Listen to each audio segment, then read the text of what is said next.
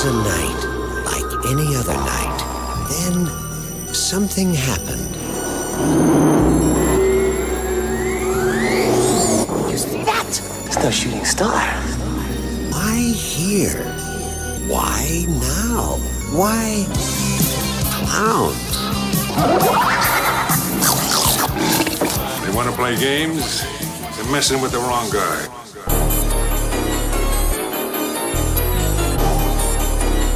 Yes, y'all, it's going down right now. Episode 163 of the Right Stuff podcast is coming at you live. I am your host, Mr. Big Dick Gags the Clown, aka Moose. Yeah. And of course, I have my two clown suits by my side. First up, we have the man who thinks that it's the 31 days of reviewing the most popular horror films ever made, the Burrito Bozo, aka JP. And last up, we have the boy who spends his late nights driving around self-loathing and live streaming himself eating chicken McNuggets like the champion virgin he is, Jeremy, aka Juno's the Clown. What's going on, guys? You know what? You know why JP's reviewing all the popular horror movies? Because he gets them for free, and he feels like he's obligated to talk about them. He doesn't actually want to watch anything else. Well, I kind of am obligated to talk about them, unlike you, who I don't get anything anymore. I haven't gotten gets anything in months. piles of Severins and just sits them there and doesn't. Not only do you not review them, but you don't watch them. I haven't gotten any Severins. I find this criminal, and I find it highly offensive, dude, that used to rip on people for doing like 30 seconds reviews. At least the 30 seconds reviews are doing something. You're still getting shit for free, and you haven't made a video in like a year and a half. I haven't gotten anything in like 6 months, but bro. Still, you were still getting shit even in the past year. How many Severins total have you had, and how many have you reviewed? I don't know. I reviewed a lot of them. But that's not all of them. Right. Yeah, I wanted to ask you, JP, what's up with the 31 Days of Horror? Because I see your videos come up every day, and I'm like, are you just purposely doing this? And I'm like, man, it's got to be because he's getting copies of stuff, and it just happens to be these type of movies. I only had like two that were, it was Child's Play and Crawl that I got. No, I bought that. Oh. What about Reanimator? No, that's old. I've had that for a long time. Okay. Yeah, I just. My strategy for 31 days this year, by the way, I didn't upload anything yet tonight, but I do have a video recorded. I just didn't get home in time, and you guys were bitching. Well, it's not day 21 yet. You'll fail then. Yeah. No, I was just kind of, going with what I felt like watching. And I'm sure you didn't click on any of the videos, but if you notice, most of those reviews are like 4Ks and stuff. So like Christine, for example, I had that on 4K. I just wanted to check it out. So I figured that would be a good review. Zombieland, Gremlins. Oh, that was the other one, Gremlins. Yeah, I got that as a screener, but I did buy Zombieland for $20. You got Gremlins as a screener? Yeah. Oh, really? Fuck, I thought you pre-ordered that shit. No, I did. I canceled it. When it showed. Oh yeah, Jeremy, yours came all fucked up, didn't it? Yeah, I'm still waiting for my new one. Yeah, but I kind of just been going with like whatever, like just stuff that I feel like watching. Because I've done themes for the last like 4 years, and this time I just was like, I'm just gonna do like whatever as long as I haven't reviewed it. This is my 5th year doing the 31 days, and I've never once ever themed out everything or any specific year. I just have kind of a mold, like. This year, the only thing I'm doing is I'm trying to cover each decade from the 1920s all the way to present. At least do one film from each decade and just kind of mix it up from old to new in consecutive days. That's the only criteria that I have. Right? Yeah, I try to do stuff like review. My goal is to like hit more stuff that I haven't opened yet. Like, for example, like Christine or, the... Reanimator set, which I think I actually did open that, but just try to like go with stuff that I had sealed on the shelf or something like that. Like the House box set, I had never opened that since I bought the Arrow set, the 4-film Arrow set. How do you not open stuff, man? I open everything. I know. I gotta see the artworks and stuff. To open it. Like, I want to look at it and look at the artwork, see if the disc art's that's like a little shitty. different. But I mean, most of the time you open a disc and it's just a clear case blue case on the inside, and there's nothing there. So, yes, some of the special editions and stuff I'll open, but the way that I look at it is, until I, see it, there's really no point to open it other than to just look at it, but I'm cool with not doing that. And then, the house, man, I'll tell you what, House looked really good on Blu-ray, and it was like fun watching it on Blu-ray. I had a lot of fun with that one. Same thing with Christine on 4K. Christine transfer's awesome. Yeah, Christine transfer's awesome. Gremlins was pretty good too. I had read that it wasn't that good in the review. I read the Blu-ray.com review, but here's the thing. I went from DVD to this, so like it is magnificent for that. Zombieland looks freaking amazing, like you would expect, because it's a newer film, but that movie looked really good on 4K. Moods just hasn't bought into the hype yet. He will. No, I was actually having this conversation with two people recently about 4K, like with my buddy Jason from my half-dead other podcast, Disposable Arts. He actually asked me like 2 nights ago, he's like, you jumped into the 4K game? And I'm like, actually, no. And I said, the reason is because I have apparently bought too good of TVs, because I have 4 Samsung TVs in my house, and all of them still work great. And I'm just kind of waiting for maybe my main one to die before I buy another one. He's like, dude, I'm doing the same thing. And he goes, I have nothing but Samsungs too, and they fucking last forever. And yeah, that's... Speaking of TVs, if you want to win yourself a 4K TV, the giveaway is coming up in 6 weeks. Can't believe it, 6 weeks to the end of the year. Wow. So if you want to also buy a shirt. If you're new here, which I actually have had some people recently hit us up and say like, hey, I just found your podcast, which is awesome to see that that's still happening. We still have shirts for sale. We haven't mentioned that in a while. The sizes are kind of limited. I think we only have like 1 or 2 more smalls, but we have. I think we ever really talked about it on a show that we have shirts now. One show. Really? Well, yeah. At least I wasn't in the middle of telling the story, but we can always just get to the shirts here. So. Yeah, that's true. Jeremy, you were talking about 4K TVs. Well, and then. So anyways, he says to me, he's like, actually, I went out and got one. And I'm like, oh, really? I'm like, would your TV just crap out? And he goes, actually, no. One of my friend's moms, her TV died, and it kind of gave him a reason to, give her, get rid of his TV, because he wanted to get a bigger one anyways. He's like, it's my opening to get me a 4K TV and a bigger one and stuff. I'm like, actually, that's pretty good, dude. And he's like, I totally get it though, man. Like the Samsung seems to be lasting forever. And I'm like, I know, man. And like, he's like, are you buying the discs at least? And I'm like, no. So that's really what I'm just waiting for. I mean, but I think by the time I'm ready to get into 4 gays, it's going to be like 8 gays, and it's just going to be just one huge. I just don't understand why you just don't buy them, because they had the Blu-rays in them too. So why would you not just? Well, I mean, that is a fair point. No. I totally get that. And I've thought about it many, many times, but it's the price point, dude. They're so expensive up here. It's crazy. Yeah, they're not really here. Like sometimes they're. No, I've seen the prices down there way cheaper here when they $35 and shit, and I can get the same thing on Blu-ray for way cheaper. It's like, okay, well, fuck. Yeah, like the most I've paid for one so far, I paid $25 for The Shining. Yep. That's the most that I've paid for one, and I felt like The Shining is a worthy film. But yeah, I mean, I try to stay. It's kind of fun too. Like I bought Zombieland for $20, which is way over what I normally spend, especially for a title like Zombieland that was in the dump bin for years on Blu-ray for $7.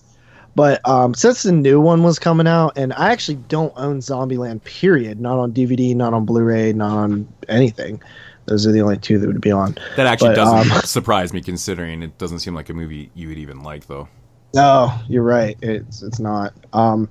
But yeah. So I mean, I've actually, what's funny is my 4K collection is actually getting decent right now. No, but you buy everything. I buy horror or stuff that I absolutely love.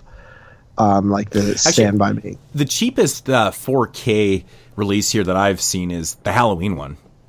It's like $19.99. That's the cheapest one I've seen. Yeah. See, I like when some of the titles like Alien was $15 Wow. Brand new when it came out. Like the day it came out, it was $15, which is just outstanding. The Pet Sematary 4K looks that's probably my favorite one so far, the Pet Sematary one. But yeah, dude, I'm digging it. I'm into it now. And honestly, you know what I hate is when they don't have the slipcovers now, because every single one that I have has a slipcover. So I saw Jigsaw the other day for $9, and I was like, it doesn't have a slipcover. So I was just like, I guess not. Slip crazy, man. Slip crazy. Prometheus didn't come with a slip, so it's like annoying. It's like the only one I don't have a slip cover for. Because see, if I have one that doesn't have it, then I won't worry about it that going forward, because it's already looks stupid. But I'm on a streak where every single one has a slip. Even like you should pick up Cloverfield. That movie actually looks like amazing. Yeah, what it is. Yeah. Yeah, I wouldn't mind doing that. And then I think that like the fun thing about like the 4K releases is the cool covers that they come up with. Shame on you, Zombieland, for having the most boring slipcase of all time whenever you got all these cool ones coming out. I haven't even seen it yet. It's not even glossy. Like most of the 4Ks have like a glossier slip. The Zombieland is like a basic standard ass paper. It's boring. Yeah. Crazy. Anyway. Crazy. Something I didn't ever want to have to do here on the podcast, but rest in peace, Ryan Nicholson. I gotta say, rest in peace to my good buddy Ryan Nicholson.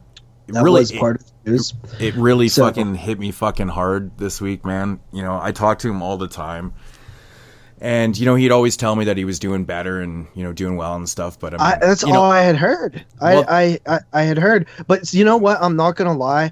Whenever I found out he sold his film rights to Unearthed for all his films, it kind of I was like, wait, that's kind of a weird thing to do. Yeah. He did do that. I'm almost certain that was the deal. Like they bought all the rights like flat out. Yeah, I mean, you know, he had the brain tumor a couple years ago and then seemed to be doing well. Was in remission and stuff, and it must have came back in full force because it's crazy. You know, I seen Megan posting pictures of him even on Instagram a couple weeks ago, and he looked good. You know, he was out and about. He was, you know, these are pictures outside and stuff, and I was like crazy. And then it was like 2 weeks later, there's pictures of him laying in bed, and I was kind of thinking to myself, I'm like, is he sick again? And then passed away 2 days later. It's crazy. Yeah, it actually made me extremely sad, and not because like the way that like Craven did, where like his films meant so much to me, because like honestly, like I don't love Ryan's films, but it's just a member of the community, you know what I mean? Just like somebody who like was like made it in his own indie world, and you know obviously had this special effects career, and just somebody who was very approachable, you know, in terms of like you know, he was in our group for a while and stuff like that, and you know, just it really did like bring a tear to my eye, dude. It was fucking sad, man. Well, Ryan kind of held the torch. I'm not close with him. Yeah, I mean, he kind of held the torch for, you know, underground, you know, kind of extreme films for quite a few years there. I mean, it was, you know, when Gutterballs came out, I think that was the movie that really introduced a lot of people to like more, you know, kind of hardcore extreme type shit. Because that movie is pretty fucking brutal in parts, and it was all practical. And I mean, like it or not, you have to respect what he was doing and stuff. But it kind of set the bar, I think, for a lot of indie filmmakers. And it's one of those films that always gets referenced by a lot of filmmakers. And like, yeah, Gutterballs was kind of that standard. And, you know, I mean, that's something to be very proud of. You know, he kind of started this, I wouldn't say that started the whole extreme movement and stuff, but he contributed to it heavily, and people respected that. I mean, like his films or not, I mean, he did a lot for horror, and he was a good guy. He was genuinely really nice. He dealt with a lot of personal issues in the last few years, and people used to think he was an asshole and things like that, but he was sick, right? I mean, your brain's not working great. That's a huge, you know? You cannot judge anybody when they're going through something like that, man. No, man. It's really, you really fucking can't. You know, you just have no idea what someone's going through until you're going through it yourself. Yeah, because everybody was like mad at him and Plot Digger because he wasn't sending them their shit and stuff. Mm-hmm. Yeah. For like, you know how much medical bills he probably had, dude? Yeah. You know what I mean? That's stuff that you don't know about. You know what I mean? Yeah, it's very, very sad, man. I feel bad for Megan. Yeah, it's tough, man, because they were a team. You know, she works in special effects too, and married to him, and you know, spent every waking moment with him, man. It's really, really fucking tough. And, you know, I remember talking to him at HorrorCon a couple years. He seemed really good. And you can just tell they were so close. You know, she just always was right there and just, fuck, I feel really bad for her. But rest in peace to Ryan, man. And yeah. You know, obviously, Ryan, you know, had a moment here on the show too with us covering his films. Mm-hmm. You know, that's an early episode. That's episode 34. In fact, it was our was that first long ago. Episode 34. Yeah, it was our seems first. Like it was. Well, I told him to check it out. He checked it out and he laughed about the whole shitty mask thing and stuff. He doesn't take anything to heart. He said I was right? And yeah, he said it's the worst mask ever, but it worked. it was actually a price point. It was a price point for him too. It was easy to do. Yeah. I mean, it made sense to do what he did, and it was also super fucking cheap. I mean, it's a bowling bag, right? So yeah, and we referenced that how many like that has actually came up, not just on that episode, but we've talked about that many times. Yeah. Which is funny. But so always somebody that was never got butthurt about, you know, bad reviews on his films and stuff. I've told the story before, but the night before I went to HorrorCon a couple years ago, I actually reviewed live feed. I think it was on Body Bags or something 2 or 3 years ago, and I'd actually given it a really bad review. Like it's not a good movie. No, well, it's not, right? And I kind of given it a really kind of honest, shitty review, and he watched the review, and I met him like the next day. And he kind of brought it up, and I was like, yeah, you know, it is. And he's like, dude, you're totally right. The movie sucked. He had a terrible time making that film. There were so many problems with production, and he said pretty much everything I said was completely true. It was just a mess, and it came out a mess, and he wasn't very proud of it and stuff. And I was like, oh, awesome. But, you know, that's the type of guy he was. He was just willing to talk to you like a normal person, take that constructive criticism, you know, with a grain of salt. It is what it is. I mean, you can't be in this business and just get butthurt over shit like that. But he was really good, man. He just wanted to keep talking to me. He's like, you have the best collection in the world. He was more interested in me than, you know, talking about himself. And I really respect that in somebody, you know, that's really, really popular. Gutterballs too, right? And I did see Gutterballs too. One of only 2 showings that he ever did to the public of it. He did one at Texas Frightmare a couple weeks prior to that. And then he did the one in Calgary. And yeah, I mean, I don't know if that cut's ever going to get released. I know he went and did reshoots. He told me that he'd done all the reshoots for Gutterballs 2, so maybe the cuts or the edits awaiting and stuff. I don't know what Unearth is going to do, or if they have the rights to that. I think they did comment on it. I can't remember what they said, but I'm pretty sure they did comment on it. Okay. So maybe, I mean, hopefully we'll get a cut of it. It might not be the one that he wanted, but I think the point is just to get that cut out there, and any cut of the film. See it already. Yeah, but I mean, you know, big ups to, you know, Unearth Films for getting the rights to the film stuff, because they do a fantastic job at the releases, and I think they're going to do those films, you know, a lot of justice. Yeah, because Gutterballs, I was looking, Gutterballs is like a $40 DVD these days. Yeah, it's like dude. Super out of print. Yeah. Yeah, he just worked on that, The Predator, right? Yeah. Yep. Yeah. Last year. Yep. And just to like kind of give a little throwback here, episode 34 that came out December 9th of 2014, and this is what we talked about. So we talked about high tension and about doing the Fab Five for a future show. Still haven't happened. Never Clearly done. that turned out. I still want to do that show. We get into the long talked about It remake. Okay, so that happened. Wow. Contracted Phase 2. Oh, also that movie sucks. Sucks, but did happen. Tales of Halloween, which happened, and we reviewed that later. Yeah. Rampage 3. Did that ever happen? It did, I think. Yeah. Yep. Okay. I never seen Friday it. the 13th, set in the 80s? Question mark. What the hell was that? That was when they were talking about the new Friday the 13th being set in the 80s. Oh, that's right. Scream Factory announcing and then unannouncing titles. I want to say that was probably Cruel Jaws. Definitely. Yeah. I think that was the first one, right? Oh, actually, or it might have been, maybe it was the release of the Fulci film on that 4-pack or something like that. Yeah. Schizoid or something? Yeah, that was the title that they were going to use. It's And then we talked Necromantic 2. We did Mood Swings. Oh, old school. Wow, I even forgot about that. Holy shit. Wow. We did voicemails and Q&As. Then we did our DVDs obsolete ? That's actually one thing I miss about this show is doing taking questions from the listeners. That's something I always like doing. You should bring it back in a segment. Maybe pick like 5 or something. You know. Well, I actually did put that thing on Patreon, and people signed up for it, and then we never answered their questions. So. Oh really? Yeah. No one ever asked. I didn't even know there was questions to ask. I can't remember. I think we're supposed to reach out to them and ask them. I'm gonna predict that Jeremy reviewed High Tension. No, I'm gonna say Moods reviewed High Tension. Jeremy reviewed Dead Nude. No. Okay, you reviewed High Tension. Yep. Moods reviewed Dead Nude Girls, and then I reviewed Deathbed, the bed that eats. Oh, then Jeremy Girls. Devil's Business. Nope, that was Moods. Never seen the. Oh yeah, you Dead New Girls is actually. I must have planned that out because that's a Ryan Nicholson film too. This is a JF1 era. Yeah, he didn't have enough film, so I reviewed Day of the Mummy, which sucked. Then Pick of the Week, Italian Stallion, and Pick of the Week, Quick Cuts, Gutterballs, and Hanger. This must have been the infamous corn dog, because in the description there it says corn dog's video. Ember corn dog? Oh man, remember how much backlash? Dog? He like bitched that we were taught, like, I don't know, he like made a video about us or something, and then really? We referenced it. Yeah, he made it like talking about how DVD is about to die because 4K is on its way and stuff like that. All the way in 2014? Yeah, dude. Jesus. You don't remember that big debate? And that's why we said is our DVDs obsolete.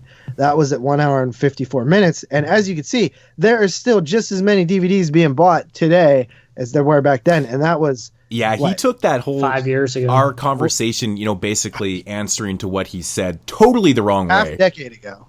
Yeah, he took that totally the wrong way. Remember how much that started? There was like back and forth for a while. Whatever fucking happened to Corn Dog, man? I kind of like that guy. Remember what happened? He was our first voicemail ever, too. Who the hell happened to JPR? Remember JPR? That dude was hilarious. He was fucking crazy, that guy.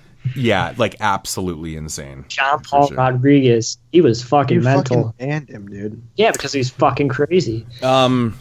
So... Also wanted to add, because I just found this out like 15 minutes ago, and that's Robert Forster passed away apparently today. Oh, that's absolutely insane. He's known for Robert. He was an alligator. He was in Vigilante. He was Max Cherry and Jackie Brown. That other dude passed away too. The dude from the end of Jackass, Jackass movies. Rip Taylor. Oh, really? Crazy. Yeah. Robert Forster. I always liked that guy, man. He was a great actor. But I personally love him in Jackie Brown, man, as Max Cherry. I love that role. It's one of my favorites. Yeah, so... I think we're forgetting about the most important thing. What? The Steelers are 1-4. It's a tough 1-4, though. I mean, if you watch the games, it's been a tough road. I am content with the season. I feel like the... game that Ben got injured in the Seattle game, I felt like that was winnable. We almost won that one. We almost won the San Francisco game. Of course, the Baltimore game came down to a fumble from Juju. Second time that he's ruined my day. So yeah, I mean, it is what it is. 1-4. First time we've been 1-4 in a very long time. Well, it's nice to be down with the rest of us, man. I mean, who would have ever thought in 2019 the Pittsburgh Steelers would be 1-4 and the Buffalo Bills would be 4-1? That is true. That's insane. I will say this, man. It's never happened before. Never. At this point, is it crazy to think that Tom Brady can win 10 Super Bowl rings? Like, because I'm watching this dude and I'm just like, this isn't. And not only that, the Patriots D is so good right now. It's just, I can't even believe. I expect every year the team to get worse, and this is the best the team looked in probably like 6 or 7 years, dude. I don't know what the hell is going on. I know sucks. It's scary, right? They lose guys like Gronk and all these other cats and stuff, and then the team's fucking just killing it again. It blows my mind. It's so frustrating. I mean, it's frustrating for the rest of the league and stuff, but try being a Bills fan where it's already a struggle to win games, but then when you have to face them twice a year, it sucks, dude. Brutal. Yeah.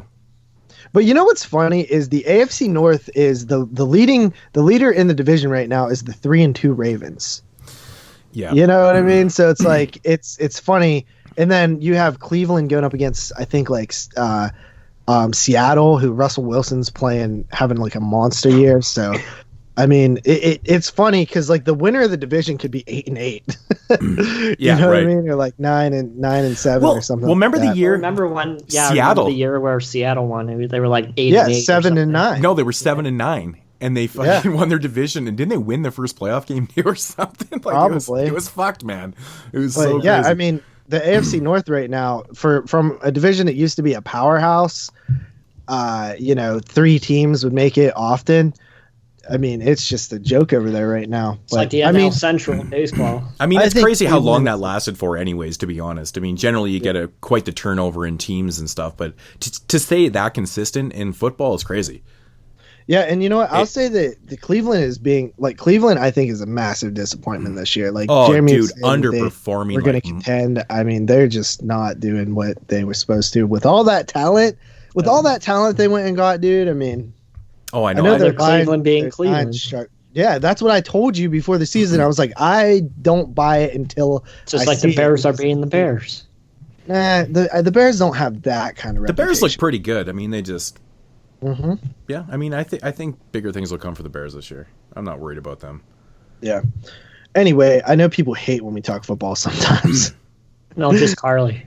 Yeah, she does, but I've heard other people say that. So how was it seeing Blair Witch on the big screen? I'll talk about that later, probably, because I don't really have that much of what we watched. Jeremy, you're back. You missed last week. Yeah. Where were you? Working.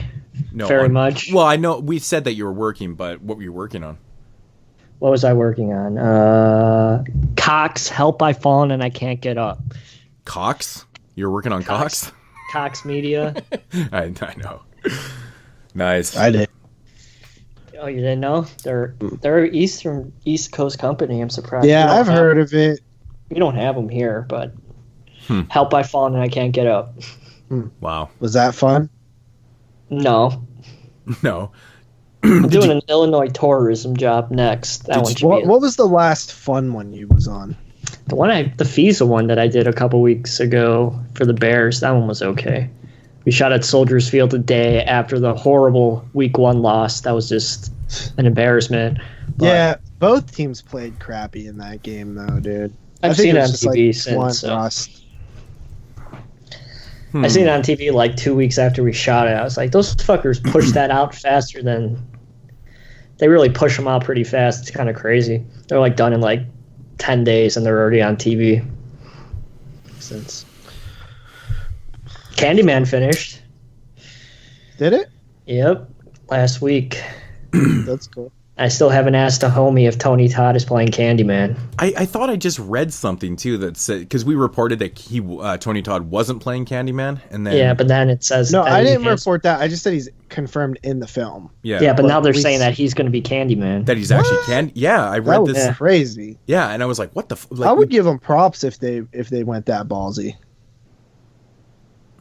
I don't know. No one will tell me. They fucking signed their NDAs and they're all scared. Yeah, I mean, that makes sense. It makes sense that you're sitting on a podcast telling us that you're trying to get them to tell you so you can tell everybody else. So, yeah, I think they probably made the right move. Well, I wouldn't tell them who told me. Yeah. What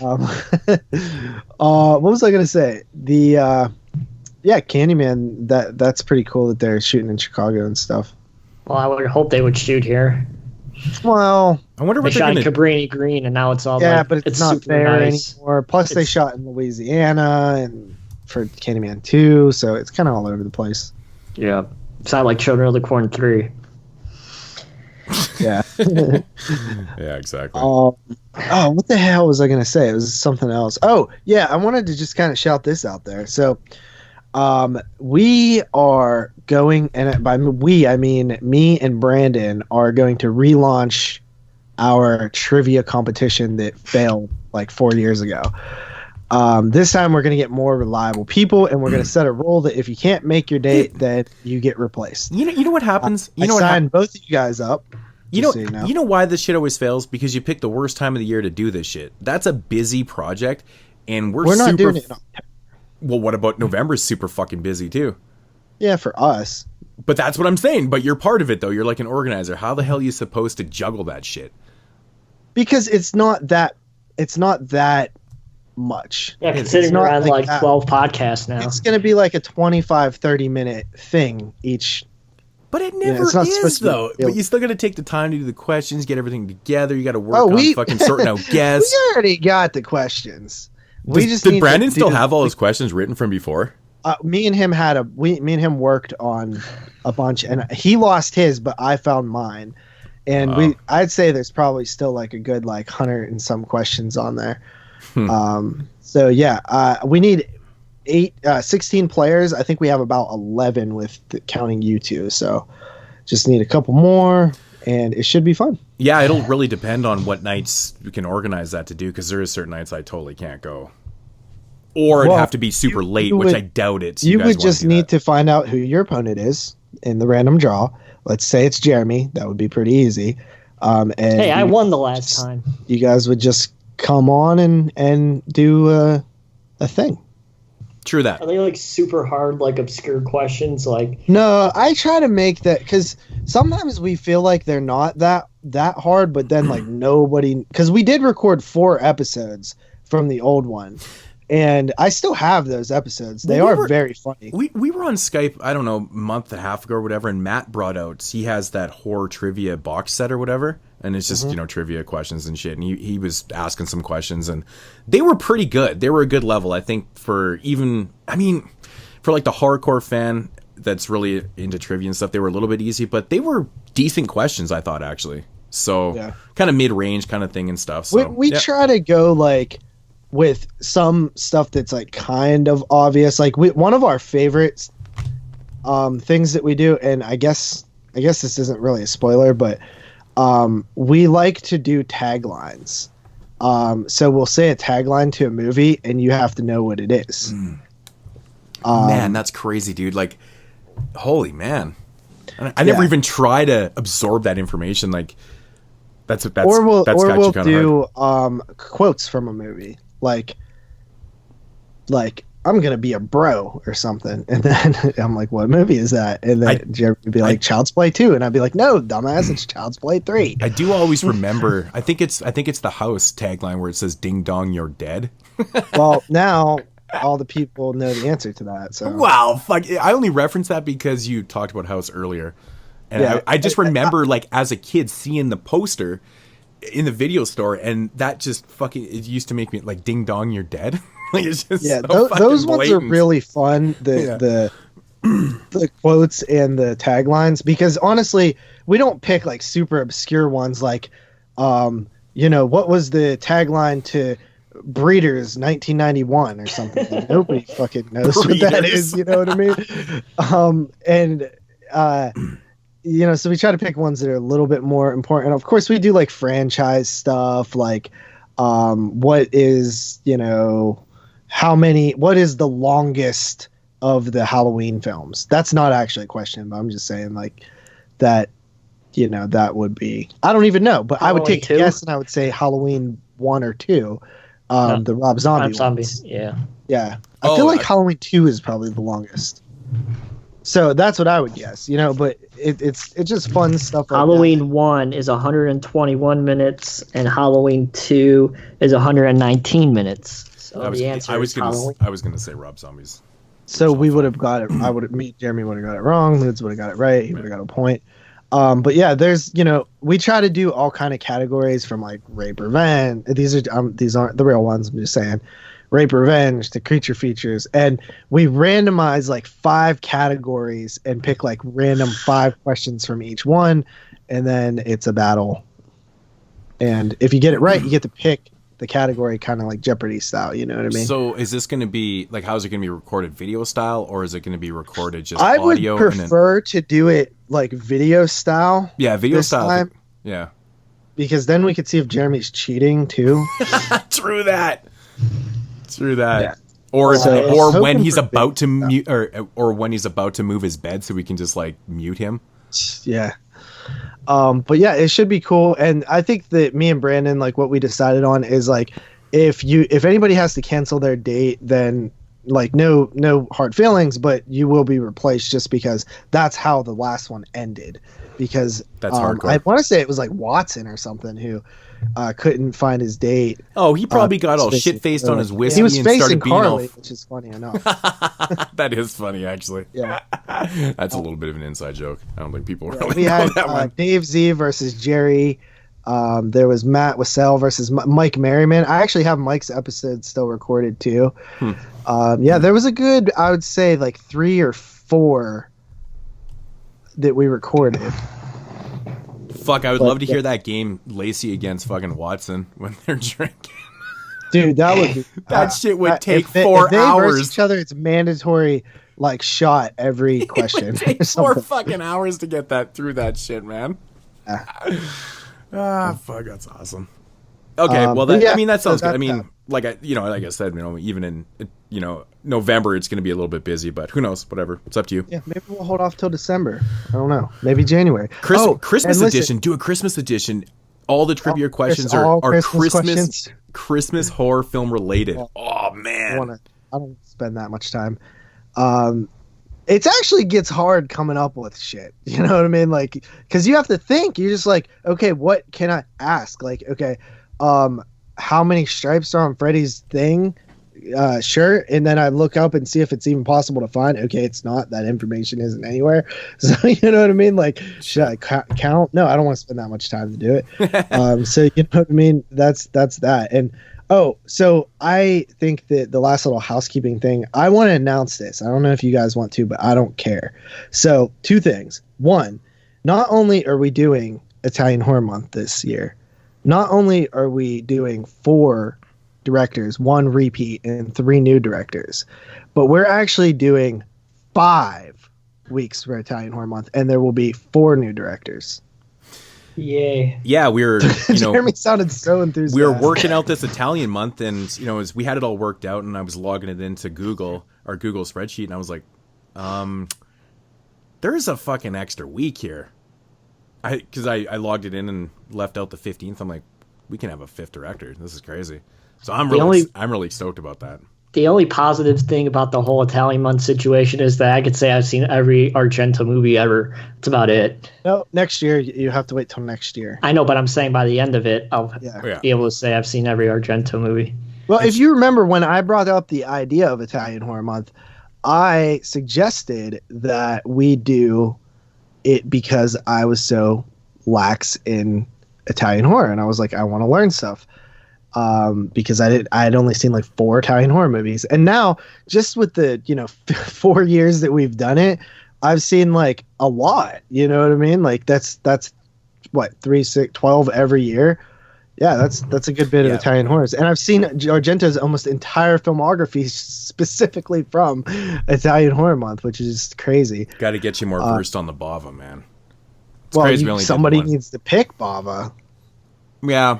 But I mean, I just feel like since Argento's being repeated every year, I just want to do other instead of repeating more. I feel like we're getting to the point though where it's like, not me. I'll pick somebody. I don't think is the movies that we're actually picking for the other ones are that great. Like they usually have like 1 or 2 good ones and then 1 dud. Yeah, I think honestly, man, I think the films that are coming up this year, I think are going to be. I mean, I haven't seen a couple of them. I literally don't even know what we're doing. Like I have to look. I only know Argento. Like I have to look at the list or whatever and like the one see what I need to buy. One of the films from the director that Jeremy picked, we actually just got copies in ourselves. I've never seen that before. So yeah, I actually wait. You guys ordered copies without me? Mm-hmm. That's kind of a. I paid for it, you dickhead. Yeah, man. Yeah, but like, why didn't you guys let me know that we were doing this like special? Like, remember back in the day when we used to order copies of stuff together on Tiny Chat? Yeah, Tiny Chat. Jeremy probably got the last cheapest copy on Amazon.com too. It's probably going. It was for like $8 now. shipped. Can I get a rip at least? It is on the Google Drive. Okay. Yeah. All right, cool. But that, and then I think we decided on this. So for our decade end show, we're gonna do a ranking of every year in the 10s. Yes. We already know 2013 is gonna win. What? You're tripping, bro. What are you talking I can't even about? answer. I'd have to take a look overall, man, and really go. Yeah, even the 2013 last. might not even be top 3, but Yeah, now that you're thinking. Was that the first top 10 list that we did? Was 2013? yeah, Yeah. but keep in mind those will not be they will not represent the years that we did them because we're going to be doing them retro style. So whatever year they are on IMDb, that way it'll be way less complicated. Mm-hmm. Oh, for sure. Yeah. So stuff like The Battery, which we had for like 2013 would be 2012, and like a lot of the films that we had in our top 10 for like 2016 would be actually 2014 films or vice versa. So Yeah, it's 'cause really that- going to shift things around. That was one of those films that totally got bypassed in lists because it came out at an odd time and it was between years and shit. And I'm like, how the fuck is The Battery not on any of these lists? This is crazy talk, but. So I was just like looking and like there's like 2 years that I feel really strongly about. And yeah, I think it's very interesting to sort of rank them. I'm going to have to really take a look at 2010 and 11 and 12. Like I probably the ones that before the podcast, like 10, 11, 12. Like I know I can think of some films from those years, but I mean, overall, I'll tell I you don't right know now, how they rank 10 up. and 12 are very good. And then, yeah, I think those 2 are very good, actually. 10 is very good. So, yeah, it should be fun. And that way we could talk about each year, the significant films that came out, but without spoiling, like, future top 10s or anything like that. I think that is a kind of a cool way to do it. Mm-hmm. So the Italian Horror Month coming in November, and then end of the decade probably coming in January, I would say. Yeah, probably. Well, we're gonna do that show after our top 10, which we're probably gonna do in 2019. You know, Christmas top 10 show right around the same time, and then January maybe the first show. The top decade show? I don't know. Yeah, because it will take zero prep. You know what I mean? The prep has been done all decade long.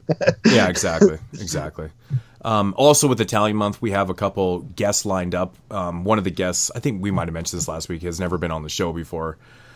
So that's exciting. And I know that person's really, really excited to be on. And he's a well-known person. And then everybody else is listening there. And like, who's the other guest? Derek?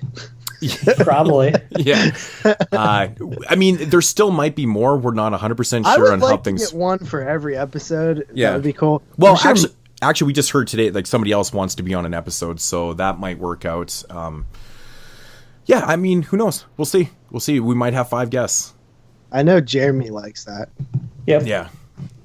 Except for Greg. He's banned from the show because he ditched us one year for Italian Horror Month. Did actually, and he was really stoked to do it. I remember. I think it was for the Fulci episode. Greg who?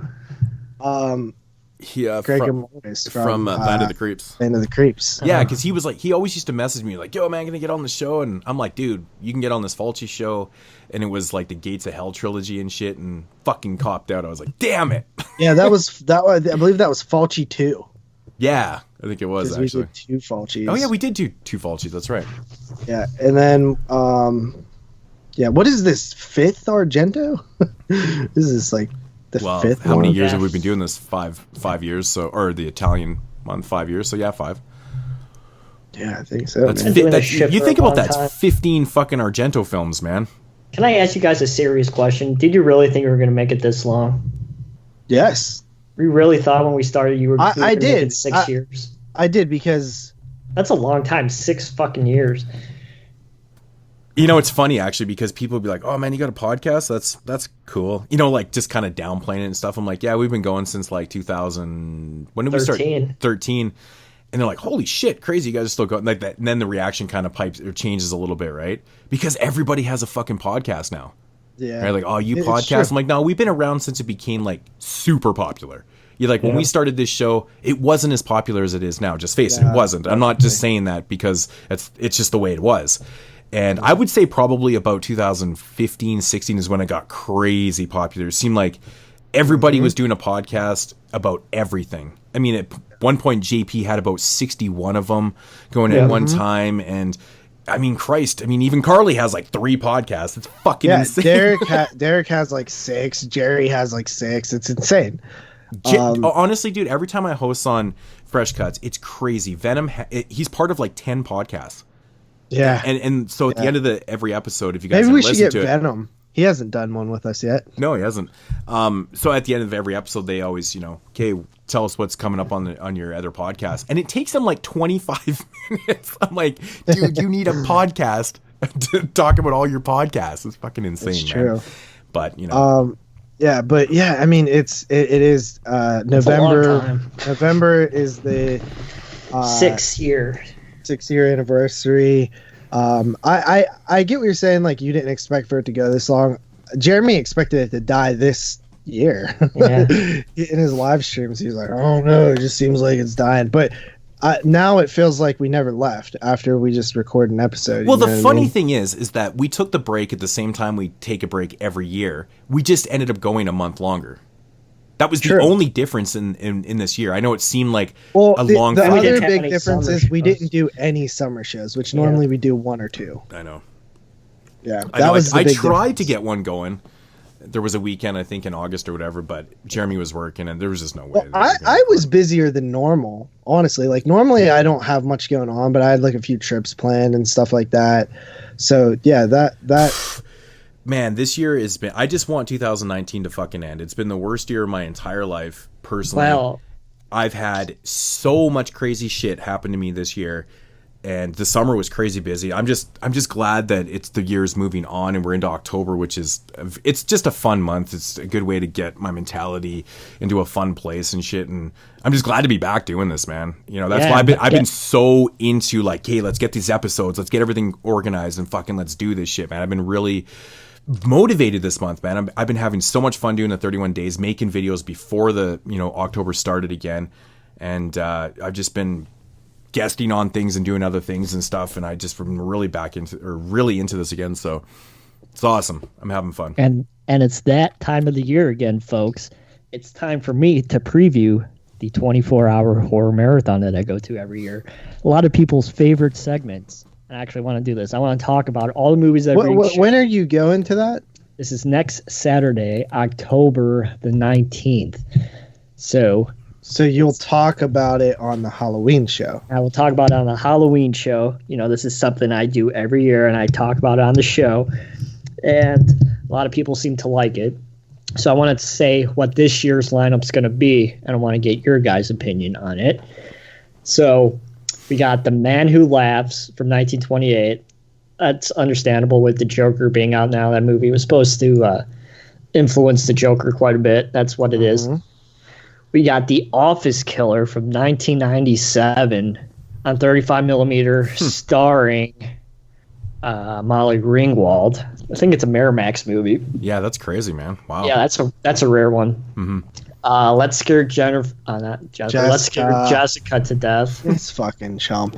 Let's Scare Jessica to death. What is that? Like an Argento remake? No, he said Let's Scare Jennifer. Jennifer. Or Jennifer. I meant to say Jessica. Jennifer, yeah, Argento remake right there. Yep. That's a 16 millimeter. Demons 2. Bloody Muscle Bodybuilder in Hell. That one should be fun. It is so much fun, man. It's the fucking Japanese Evil Dead movie. Yeah. I think I reviewed that last year, actually, in 31 days. It's so much fun, man. It's only 62 minutes, so it'll be all right. Yeah. Let's see. We have Dog Soldiers with Neil Marshall there to do a Q&A. That one should be pretty good. That's in 35 millimeter. Definitely.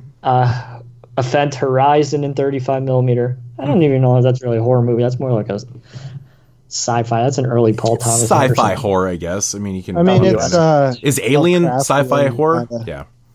Yeah. Retribution from 87. That's a rare one. That's on 35 millimeter. That's a I've fun never movie. seen that one. That's a fun movie, man. Yeah. Alligator on 35 millimeter. Chicago classic. We're just talking about Alligator. That's crazy. Yeah, that's a Chicago classic. That is a awesome movie. Yeah, they're showing that at 3:30 in the morning, so we'll see how gone I am by that time. Tetsu the Iron Man. Again, I have to watch it again. That is so random, right? I don't want to watch that shit again. I just watched it. But it's so fast. But that was like a year ago. But honestly, man, watching Tetsu, I think that would be kind of cool on the big screen, though. At 5 o'clock like all in the morning. visuals. 5 o'clock in the morning is probably the perfect time to watch it because you'll be like in and out of consciousness. No, and dude, the fucking sound and like just the flashiness of it and shit, it'll keep you right awake, man. How could you fall asleep to that racket? Well, I fall asleep to everything, but Yeah. Fucking crazy, man. And we got Halloween 2 on 35 millimeter, The Fly 2 on they're showing 35 Halloween millimeter. too? Why are they showing The Fly, dude? That's so random. Oh, that's actually a good one because that movie's like fun and gory. It's a little underrated, Fly 2. I don't mind it, but it's just a weird one to show. I don't know. Not as weird as the finale, Buffy the Vampire Slayer. That's the finale? Weak. Yeah. Yep. Wow. Boots hasn't said anything. I feel like this marathon. Well, rest isn't in as peace to good Luke as Perry. some past ones. Yeah, there's some good heavy hitters in there like Retribution and Office Killer. That's a really weird one, but everything else is just like, yeah. It's not a bad lineup. I mean, I don't think anything's like atrocious. It's entertaining, anyways. Yep, it's always So, fun. I always look forward to it. See some stuff on celluloid. Who decided to pick Buffy as the headliner though? I don't know, the guy who programs it. But like, why would you? That's just so weird. Yeah, It's a very strange choice. Crazy. I'm interested to see Neil Marshall talk about Dog Soldiers. I'm curious to see if anybody brings up Hellboy in his Q&A and if he's going to get all mad. But I wonder what it looks like on 35 millimeter because that movie is that's grainy as fuck, man. at 2002, that's sort of late print, Yeah. but it's going to be fun. Well, because We're I gonna do always heard that even when Scream Factory did their they didn't do the restoration. I think it was because the prints were all not the greatest and stuff, or some. Remember that? No, that one got super delayed because they were trying to like maybe do something better, but like that's just the way that it looks. Well, that's what I'm saying. He shot it like it's like really great. Maybe use like cheap stock or something. I don't know. Maybe that was a personal choice. But Yeah, don't know. Guess we'll find out. because that transfer of the Scream Factory one is director approved. Yeah, it is crazy though, because when you think about it, like 2002, generally the movies would be looking pretty decent at that point, but that movie looks a lot older than it is, just because of the stock that he used. So I do love that movie though. yeah, it's good. But you always have problems with it though. Who, me? Yeah, I remember there's a couple points in there you're just like, this doesn't make fucking sense. Probably. I can't remember what it is right now. I just I remember feel that us way with, debating about it one Tigers time. Are Not Afraid as well. Oh, what the fuck, dude? Really? Listen, to Have my you review. Have you seen that, Listen to Jeremy? my review. No. Oh man, yeah, I really enjoyed it. I thought you'd like it, man. It's got a bunch of Mexicans in it. I did like it. Well, shit. I just lied and said that I didn't Yeah. because I like the troll. Dude, I knew you were just because the way you were like, when is this shit getting good? And you were totally just throwing that to the sharks too, because you knew that there was people in there like Brandon and Mike and stuff that loved it. I know Venom loved it. Like pretty much everybody that talks in there regularly said they loved the movie. So yeah, you were tossing darts, man. All right, I guess it's news time. Well, finally, Yeah, Jesus Christ. No, man, it's fucking no. We still got a few more points here. It's only been like 53 minutes around. But no, fuck Most that. people's shows are over by now. Yeah, exactly. But yeah, let's move on to the news for sure.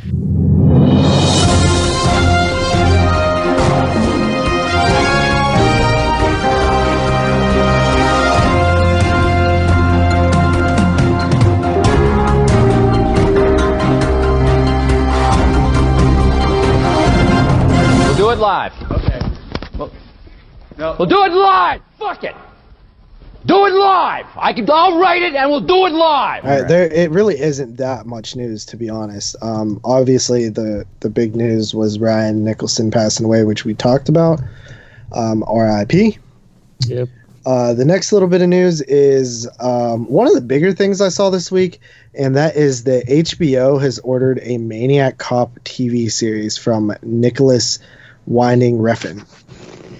Well, that was supposed to be a movie for like a long time. This has been in development for years. Yeah, and then it was in like sort of development hell, and Lustig like came out and was like all pissed or something. Yeah.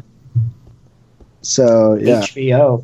I mean, that's a good place to do it, I guess. yeah, I guess so. Maybe because it had something to do with Larry Cohen dying. They're just like, well, the writer's dead, so. Or maybe it was Larry. No, I can't remember. No, It but was- no, Larry Cohen actually did. I remember when the remake was in development. He spoke up on it, and he was Yeah, not maybe into it that was shit. him. He was like, he really didn't want that to happen and shit. So, well, obviously now that he's passed away, then they're just like, fuck it, let's greenlight this shit right now. So, set in Los Angeles, Maniac Cop is told through a kaleidoscope of characters. From cop to common criminal, a killer in uniform has uncaged mayhem upon the streets. Paranoia leads to a social disorder as the city wrestles, and the mystery of the exterminator in blue. Is he a mere mortal or a supernatural force? Those would be fun to do on the show. Do you think that this is like, I know nothing's technically needed, but I'm not really sure if I like what Maniac Cop, the TV series, like it just.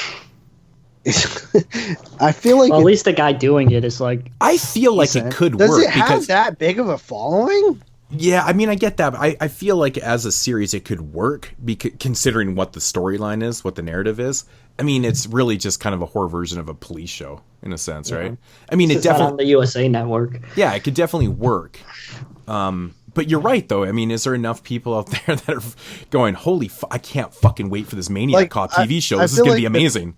I feel like the people that are going to be watching it are going to be watching it because they're a fan of HBO and not like they or probably Nicholas. Never heard of. Well, I'll be honest, man. I'll be honest. Like, I was like that back in the day, man. You know, the early days of, you know, when Oz was on there, and, you know, it seemed like every show that was premiering on HBO I'd always want to watch because they always had really interesting material.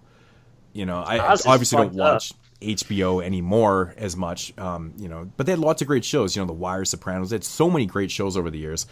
I mean, if this was coming out back then, I'd be checking it out for sure. I was definitely one of those people that was all about HBO products. So, yeah, I'll check it out. I mean, I like, even though I say that. I mean, if it is coming from, you know, I mean, it could possibly be pretty interesting, but he's just a producer on it. So, I mean, that's not really that inviting. I mean, if he doesn't have anything to do with actually doing the show, we're not going to get, you know, Drive and shit like that. So, but all right.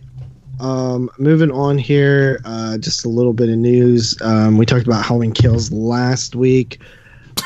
Turns out Charles Cyphers is returning as Lee Brackett. So everybody's returning in this movie. Yeah, everybody from movies that don't exist in the franchise's timeline. It's so ignorant, man. This shit, it's just so a fucking Halloween franchise, man. I mean, technically he was in Halloween 1, but I'm just saying, like, you know, it's annoying.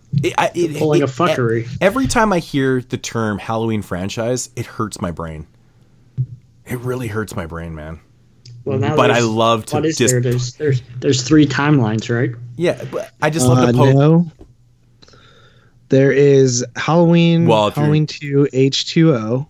Yeah. Halloween, that's 1. Halloween, Halloween 2, Halloween 4, 5, and 6. That's 2. Then there's Rob Zombie's Halloweens. And then there's this new one, which is Halloween. It's ridiculous. Halloween Kills and then Halloween Can you fucking believe this shit, man? Okay, going back to last week's episode when we were talking about, you know, the strongest franchises. Oh, and then the Season of Witch timeline as well, if you want to help that. Right? So we're talking about the strongest franchise, and we kind of agreed. We've always kind of agreed that Tremors is, you know, it's arguably one of the strongest overall franchises because, in our opinion, I say Evil Dead. The people saying Evil Dead, I think that's a very good argument. Psycho. That's definitely because everybody says Psycho, but they discount the remake and the TV. It depends on how you look at the shit, and it totally is true because a lot of people are not including the remake, and I'm like, how can you not? Well, to me, a franchise just means everything under the umbrella of the film series. Exactly. How can you discount a remake and stuff? It doesn't make any fucking sense. But the point I was trying to get at here is that, of course, all the Halloween fanboys fucking come out and they're all clicking on that option in the poll, and I'm like, Halloween's the strongest franchise? What? It has more fucking misses than it has hits. Fucking Halloween fanboys are the worst. Fuck. It just drives me insane. I like most of the Halloweens, honestly. But, I mean, but like, let's be honest. I know a lot of these people are biased and it's their favorite franchise, so they just automatically say it's the strongest. I get that. But let's be honest. Even you like most of the films, you're not going to say it's one of the strongest. It's definitely not top 3. I think Friday the 13th is way stronger than Halloween. Yeah, I do too, actually. You know, I mean, I only see one miss in Friday the 13th, and that's Jason X. See, I'm a Freddy person, and I try not to be biased when I say things, but I think that franchise is way stronger than the Halloween one. Well, I have one miss in that franchise, and that's the remake. Child's Play isn't bad. Yeah, Child's Play isn't great. Child's Play isn't bad, but I mean, you got 1 through 3 solid. Bride of Chucky, take it or leave it. Seed of Chucky, leave it. Yeah. Curse of Chucky, take it. Cult of Chucky, leave it. Honestly, if I'm being honest, I'd say leave it. And then the new one, I would take it. So, yeah. Kind of back and forth on that one. But Tremors, I would take it, and take it. I mean, for me personally, man, Phantasm is still up there, even though Part 5 is definitely the sore thumb of the franchise. That's a leave it. But it's not horrible. It's not horrible, but I wouldn't say it's good. And that's what is... See, I would take Phantasm and Tremors over my favorite franchise as being stronger, because to me, like, I'm a huge Freddy fan, but I will honestly admit I have 2 misses in that franchise. Part 6, Freddy's Dead, and the remake. I feel like you're too hard on Freddy's Dead. It's a fun movie. Dude, and it's not like I'm trying to do it purposely. Like, I want to like that movie. It pisses me off to no fucking tomorrow, man. Oh, that movie just drives me nuts. And of course, the remake, I don't even want to get started on that bullshit. But, yeah, dude, I don't know, man. It's crazy. Halloween up there, and, I mean, I get the Evil Dead thing. There's only 4 films. Listen, you want to know another strong franchise? Leprechaun. All but Origins. I even have come around on Space. Dude, the fucking Hood movies, man. Yeah. Dude, the Hood movie, the second Hood movie is a genuinely good Leprechaun film. Fucking Postmaster P. The first one, I've come around on the Postmaster P one too. Man, we haven't brought up the Postmaster P thing in a while. That used to be an ongoing joke, man. Well, hopefully after my review of Cracker Jack, I could go back and watch those movies and sort of follow what was going on. Because I've updated my slang library of words. Oh yeah, that title, man, Cracker Jack. Is it literally about a white cracker? Yeah. Fuck, that's too funny, man. And it's absolutely trash. Only Mikey would pick something like that. It's worse than Hip Hop Witch. Oh, anyway, no, nothing can be that bad. You haven't seen it. Even mentioning Hip Hop Witch actually makes me want to do commentaries. Dude, we could find more shitty ass movies. I have no ambition to ever do a commentary on a good movie, ever. Why though? It would be fun. No, you get to talk about all the cool stuff in the movie. I don't find that fun. I really don't find that fun. Unless I'm in the mood for learning. But even like good movies, there's ridiculous stuff in them. Like Halloween 3, for example, which is one we're supposed to do. Of course, you can always. There's I'm all talking kinds about like of ridiculous stuff. I'm talking about like, imagine doing a commentary on The Battery, and you're just like, yeah, this, and it would just sound like we're gobbling dick the whole time. I don't want to be gobbling dick. I always say that one of the funniest moments in the history of the show is the reveal in the Hip Hop Witch. Fucking movie, man. Moods fucking loses his shit. It's fucking hilarious. No, there was something funnier that happened in that with a car. I don't remember what the car was, but you got mad about something with the car. That whole commentary was funny. Wasn't Jeremy dropping N-bombs in that too or something? Probably. I think so. So anyway, this is Halloween Kills. That's happening. The next news is that Netflix is bringing a new film called The Rattlesnake to Netflix. They're bringing a film to Netflix. And it's directed by the guy Zach Hilditch, who did 1922 for Netflix, which was pretty solid, based on the Stephen King story. This one follows when a single mother accepts the help of a mysterious woman after her daughter is bitten by a rattlesnake. She finds herself making an unthinkable deal to repay her debt. Just sounds kind of cool. So there's that. That's coming this month, October 25th. So the year's starting to wrap up. There's still a couple more films that I want to see, a couple of stuff that I missed. I pretty much hit all the mainstream releases this year. Speaking of that, fucking Mood says I don't like fun movies. You didn't like Satanic Panic. That movie's fucking fun as hell. See, this is what I don't... Honestly, dude, you're the most confusing person in the world to me. I don't understand the appeal in that movie. I wasn't... I laugh at everything, and everybody knows that shit. I like to laugh. I didn't laugh at all in that shit. I found it fucking stupid. I thought it was fun as I hell. didn't find that movie fun at all. Like, I was just like, what the fuck? People like this? I don't know, dude. That shit didn't work for me at all. And that's what I'm confused about. Like, you like that, and it's like, whoa, crazy. I don't know, man. Teach their own, I guess. It was fun. I mean, mostly the consensus is that, you know, people seem to like it. I know Mike liked it. He kind of liked it and shit. Who knows, man? Yeah, but as I was saying, the year's wrapping up, and there's just a couple more films that are still coming out. I pretty much need to see most of the heavy hitter, like, indie releases. Saw pretty much everything mainstream. I would say that, you know, yeah, I know, right? I would say all the indie shit. I haven't seen like any of the mainstreams, so it's kind of. Yeah. But I'm glad I did though. I kept up on this shit because now towards the end of the year, I just have to watch like, you know, a dozen mainstream ones and I'll be good to go. So yeah, those are at least easy to get through. Some of the indie ones, if you pick a bad one, you're like, oh shit. Mm-hmm. But I'll be honest, man. I think that the mainstream ones were a lot of fun this year. Like, I don't think that this year is as strong as past years. No. But I do think that like my top 5, it might be like one of the stronger top 5s I've had. Mm-hmm. So I think that like there are really good movies this year, but I think overall the depth isn't what we normally get, which is kind of disappointing since it's the last year of the decade. You know, without even seeing the ones I need to, I already know 3 films that are going to be in my top 10. They're just going to be there. Wait, that you've already seen, you mean? That I've seen already. Yeah. I already have 3 spots that are definitely filled. 100%. There's nothing that's knocking these out. I have 4 spots that are 100% gonna be there for sure. Yeah. So, yeah. The final little piece of news here is Shudder announces Joe Bob's Halloween Hootenanny on October 25th, which we will be recording, which is sad. I know I've had so many questions. So many people on YouTube and other people have been asking if we're doing the live stream for that, and I'm like, well, fuck, man. We record on Fridays now, unless we can figure something out, maybe on Thursday or I don't know. Saturday's not going to work. Yeah, but I would like to do it.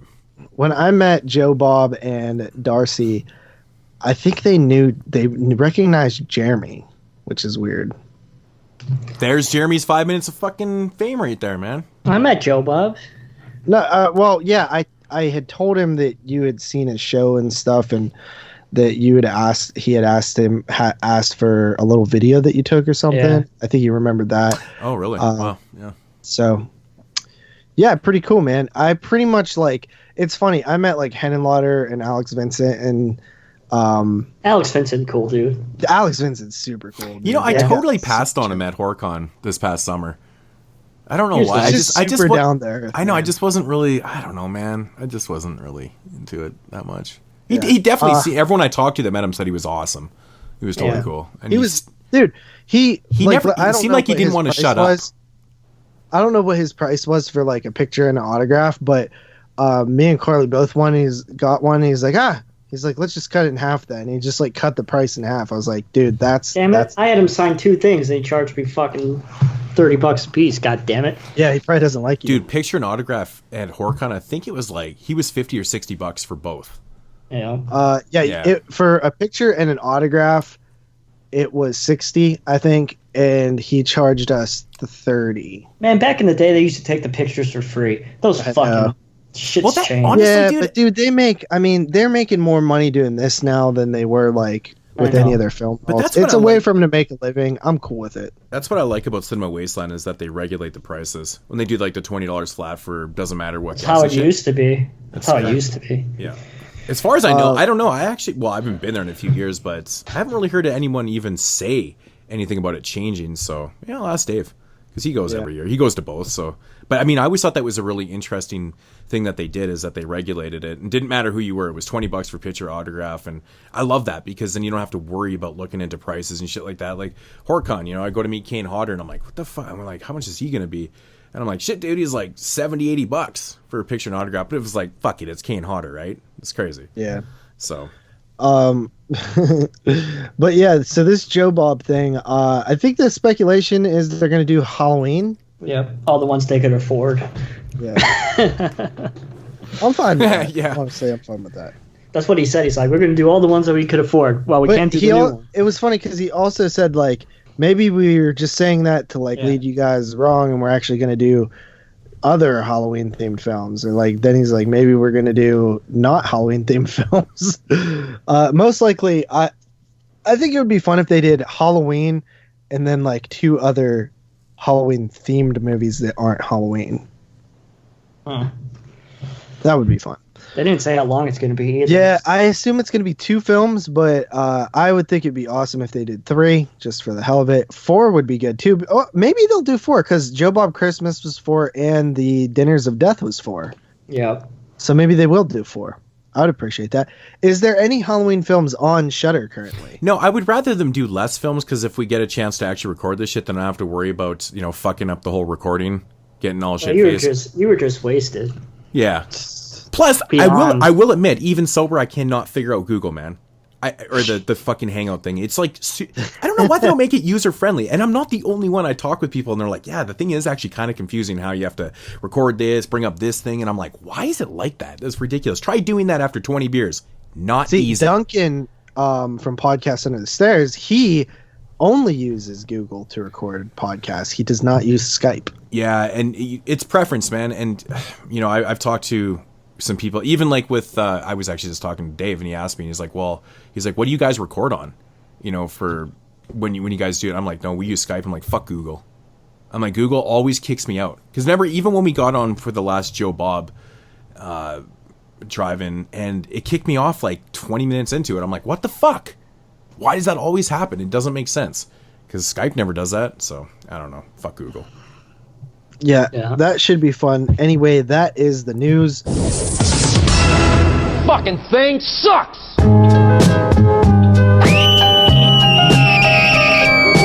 42 shots.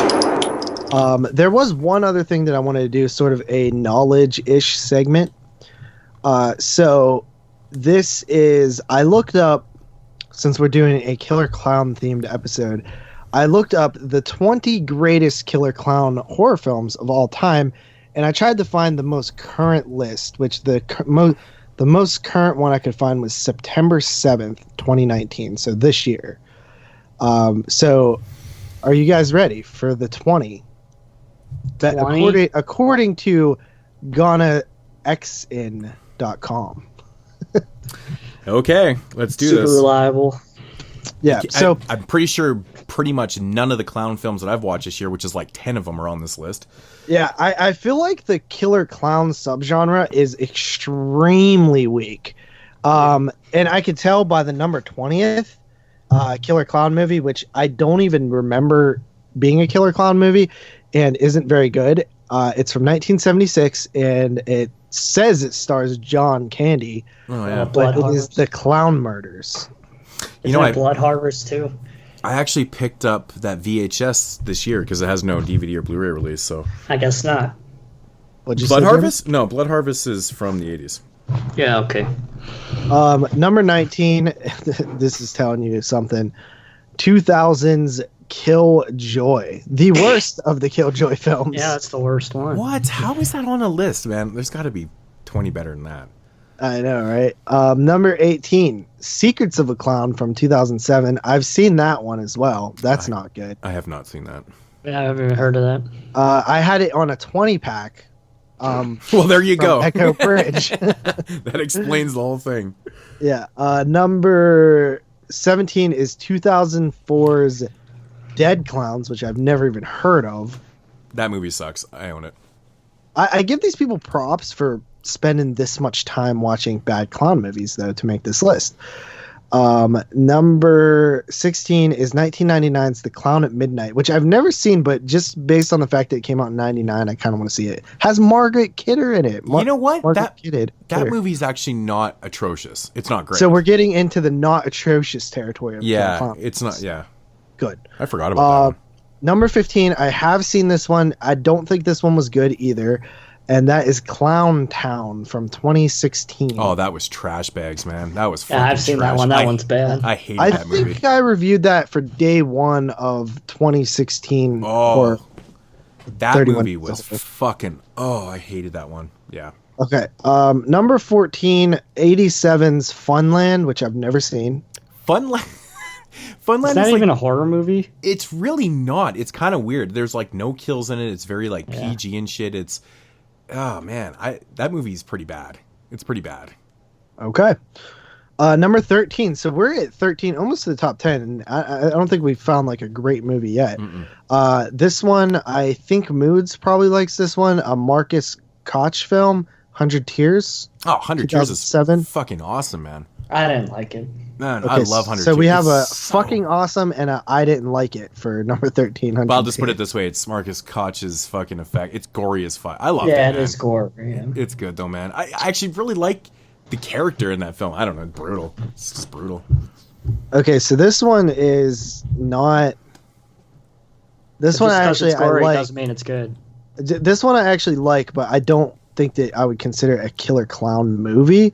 And that's 2008's Amusement.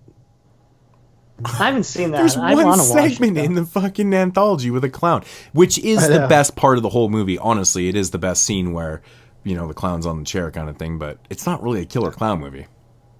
Yeah, I agree. But that is a great segment. That segment. It's the only good part in the movie, actually. Yeah. Then we have number 11, 1998. This is insane that this is on here at number 11. Carnival of Souls. The remake? Doesn't even have clowns in it. Well, kind of. Yeah, that's the that was the fucking remake, man. Wes Craven did that. Awful. Well, he produced it. Produced. Yeah, it's what I meant. Yeah.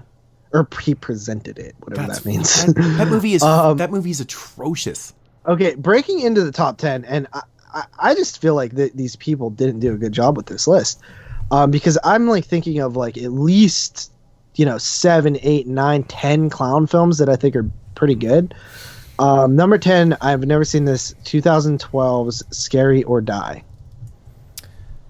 Scary or Die is actually not bad. I'll agree. It's okay. Okay. Yep. Number 9, 2003's Gacy. Starring Wow. Mark Holt. In the top 10? Insane. Number 9, actually. Okay. I wouldn't put that. I mean, it's God. better. Honestly, man, I'm looking ahead. This is getting bad, guys. I'm telling you, Gacy's if better. Terrifier is not on this list, that's going to be some bullshit. I will say that the Gacy film is definitely better than pretty much the previous 11 besides 100 Tears, in my opinion. So I don't know. Okay. Number 8, a film that I don't think any of us are that high. Like, I don't think we even really care for it that much. It's more. I know what you're going to say. It's 1989's Clown House. Yes. Yeah, Clown House is an insanely overrated movie. People want to own it and seek it out because it's super obscure because of the story behind the film. The movie itself, not great. I think that it was better when I seen it as a youngster. It was. It was. It was definitely that movie that didn't age well with age. Yeah. Right. So. Yeah. With age.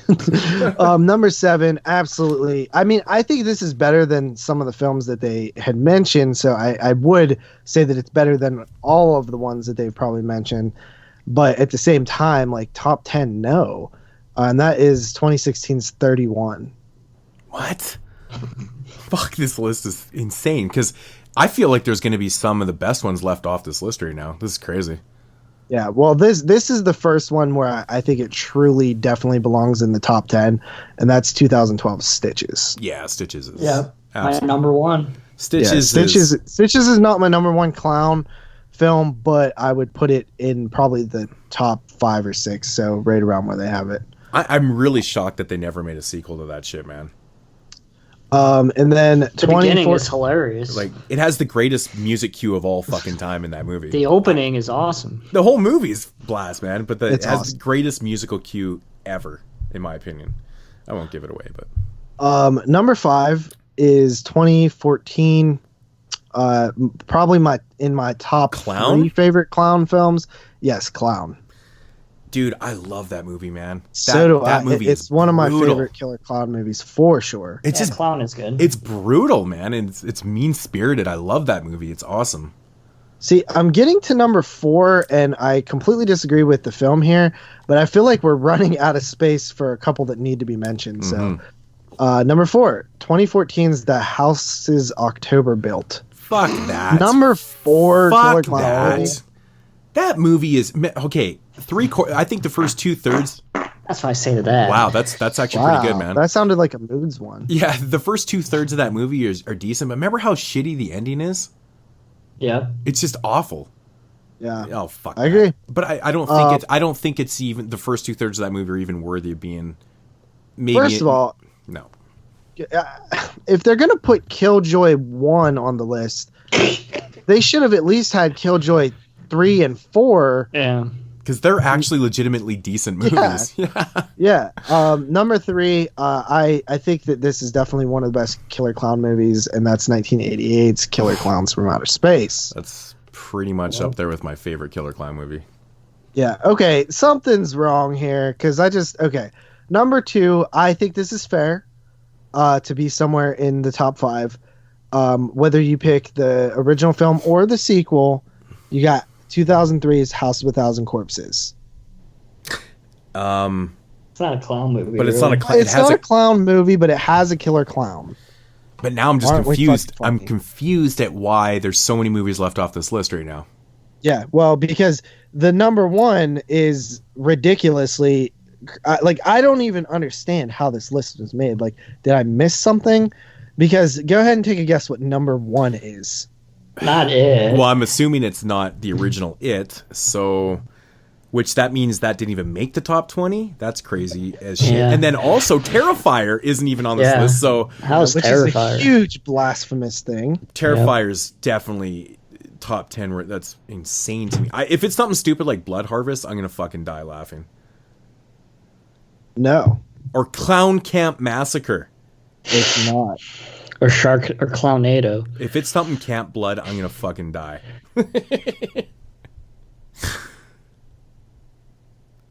Dude, this is weird.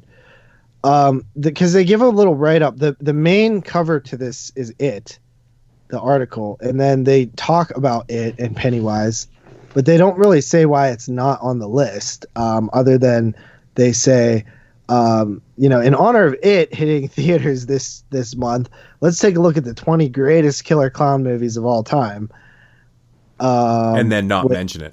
Yeah, so the number 1 is not It. It is not the remake of It or the readaptation. It is not Terrifier. It is not Killjoy 4. It is not. I feel like there's even another good clown movie somewhere that they're forgetting. Drive-Through would make my list of a top 20. Oh yeah, Drive-Through. Drive-Through. That's a good one. Yeah, Drive-Through. That would definitely be a top 20. I need to do a top 10 killer clown. Have you done one of those mods? I have, yeah. Top 10 Tuesdays? I mean, I would even put in Sloppy the Psychotic. That one is fun as hell. Funny Man, which is more of a jester type movie, but that one was really fun. I don't get this list at all, man. I really don't. Yeah, so you ready for number 1? The Strangers. Not Yeah, the Strangers. I'm confused. I don't know what it can be. I've never even seen it, but it's The Last Circus from 2010. Oh, that one's good. That's a great movie. Yeah, that's a good movie. That's definitely worthy of being in the top 10 for sure. I didn't even think of The Last Circus, but yeah, that's an excellent film. Yeah, it's pretty What good. about, you could have threw All Hallows Eve in there. But how does Terrifier, the remake of It, the original It, not make the list? Like, I don't understand that. There's too many movies. Yeah, and I seriously don't get the point of putting Killjoy at number 19 and not have a single other, like a single other of the Killjoy films, and they're all better than the first one. What about that one? It's the worst one. Blood Harvest. Blood Harvest. Honestly, Blood Harvest is pretty shitty. But Okay. it's just one of those films that didn't have a release that was very sought out. So, but now it has multiple. Now it has multiple releases, and no one talks about it because now they've all seen how shitty it is. I just don't see why Clownado is not on the list. Fucking Clownado. It's probably too fucking new, dude. If Clownado is on this list and fucking It and stuff is not, it's just who's making this list? What about Clowntergeist? Oh God. I didn't watch that one actually. So yeah, those are the 20 greatest killer clown movies according to GhanaXN.com, which you suck, dude. I'm not even joking. Yeah. Like, you're not good. Well, at drop this. us a line with your top 5, or no, top 10, top 20. Make your top 20 killer clown films, because this is insane, dude. Yeah. Like, I feel like they hadn't seen some of them or some shit like that. I don't get it. I'm just gonna click on another one of this guy's list for the sake of it. We're gonna do it I'm again? I'm not doing the whole list. I just want to see what his number one is. The top 25 binge-worthy TV shows. The Sopranos, number 1. Okay, so that's not bad. I just wanted to see what we were dealing with here. He actually has like all of these are good, so he should stick to making those lists. All right, so that is my brief little knowledge segment or something. Okay. Well, sounds good. By the way, Jeremy, Stitch is your favorite killer clown movie? Yeah. Moods? Oh, man. Stitches is definitely up there, man. I don't know. I'd probably say Killer Clowns. I think Killer Clowns is probably mine. Mine is the 1990 It for sure, but if I wasn't going to pick that, I would pick Clown. Yeah, I would have to take a look at what my top 10 list even was, but I can tell you right now that 100 Tears was there, Killer Clowns, I think Clown was on my list, Stitches. I might even have had Drive-Thru on there. I could see myself putting that on there at the time, you know. But that's the thing about lists, you know, it's all about what you're feeling at the time too, right? So I know The Last Circus was on my list. Yep. Those are all good. Those are all good. So, I bet you knowing myself that I put Funny Man on there. Yeah, that's a good one. Alrighty. So that is, what the fuck was that segment? Top 20 Clown? Yep. It was just like a knowledge segment or something. Moving along into, we need to do a Bob this week, a box office brawl. Let's get ready to rumble! Zombieland 2, Double Tap. I can't be enthusiastic about this. It just looks so bad. And in my opinion, it came way too fucking late. They should have made the sequel 10 years ago.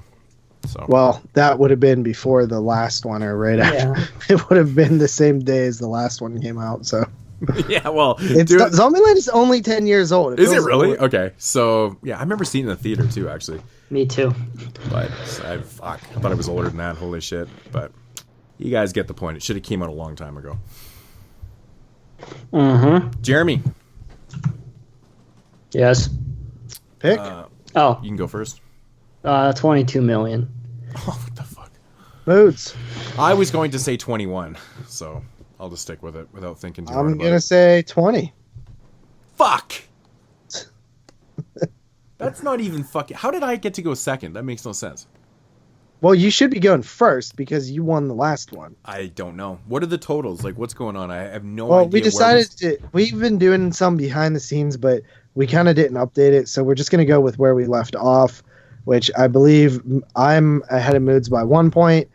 I'm, 5 down off of Jeremy, and Jeremy is 3 ahead of Moods. Oh, that's it? Crazy. Gonna win this year, fellas. Box office brawl champion 2019. Well, you purposely intentionally ignored me when I was trying to get like 4 or 5 freaking movies. No, Moods did. I gave all my picks. No, you didn't. I asked you. I wouldn't be Rambo, ignoring shit. I asked you Don't Let Go, which we I need didn't to catch up, so I definitely was not ignoring. I probably didn't see the message, I obviously. asked Joker. Yeah, you fucking totally ignored. He knows he's in the lead, and he's like, "Well, if we do less, that means I got more of a chance of winning." Yes, no, he's doing the simple math. I asked for scary stories. Listen, nobody answered. Next year, whenever we put this together and we go through the year and add things, any horror movie automatically is on there, and if you don't pick, then you lose anyway. And then also any sci-fi movie or exploitation or anything kind of in the realm is cool to go too because it's fun. Yeah. Are you going to give your pick? Oh, you're dead. I mean, we never said right from the start that it was going to be strictly horror films. I mean, anything in the genre. So Hell, like, the thing that birthed this whole competition 2 years ago was All Eyes on Me, which is a fucking Tupac movie. yeah, so anything exploitation, action, whatever, all that shit, it fucking... That movie it all performed lumps in- well in the first week, and then it shat the bed. Yeah. You know what? You know what's actually funny about that? We still have some films coming up. I still have not even seen All Eyes on Me. I haven't been able to bring myself to watch because I heard it was really bad, and I'm like, I just don't want to watch it. I at least have enough. If I win like every one, I can win still against Jeremy. My main goal is to beat Moods. Yeah. Yeah. What if Moods beats Jeremy and I beat Moods and Jeremy beats me? Who's At least box I get- office champion? Well, at least I'll get one free movie. Well, not really. Yeah. It's a wash. Yeah, that's weird. Yeah. All right. So Well, that I is guess it would. It could I very well guess it happen, would. though. I guess it would retain to the last year's winner, which would be you. which is me. So I'll take it. I'll be box No, office champion. we would have to Yeah, because have... I'm a defending champion. No, here's what we'll do. We'll go 1 week into the next year. Yeah. All right. Yeah, Which would be the garage. That's what would have to happen. Oh, my God. Brutal. It would be. It would I be wouldn't the be garage. surprised if that gets pushed back again, honestly. Yeah. Anyway, so that is Box Office Brawl. Zombieland 2, is anybody excited at all besides Brandon? I don't have any ambition to see it at all.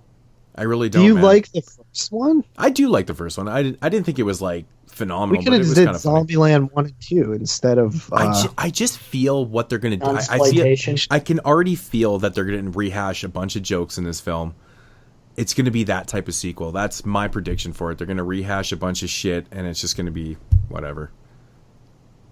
We'll find out on Yeah, Thursday. Lackluster. I'll be honest. Revisiting Zombieland, I loved certain things about it. And correct me if I'm wrong. I did not look this up.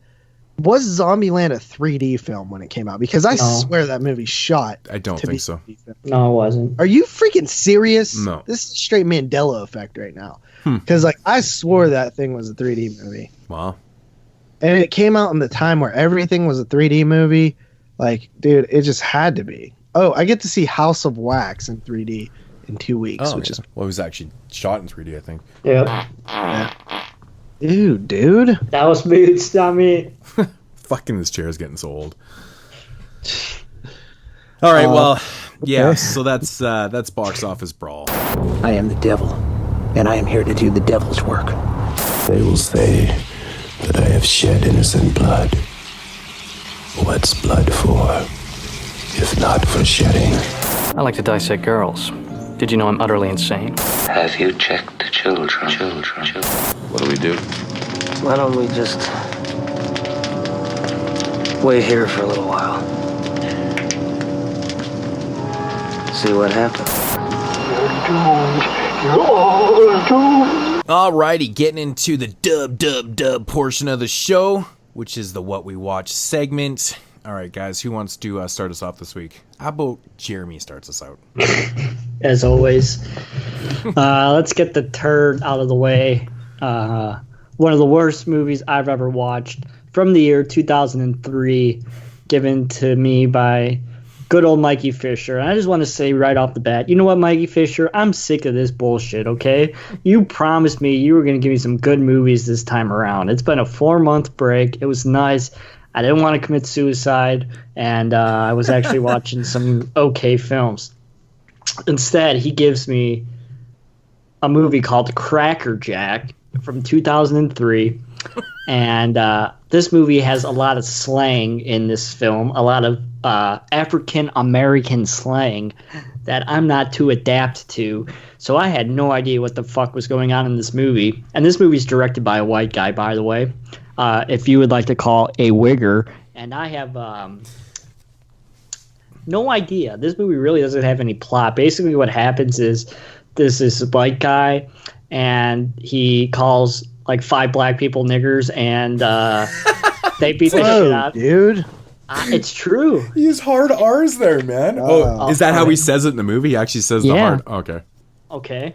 And they get all mad and they beat him up, but they don't kill him. But he gets all mad that they beat him up, so he goes on revenge, and the movie turns into a slasher film with no gore whatsoever because they don't have the money for it.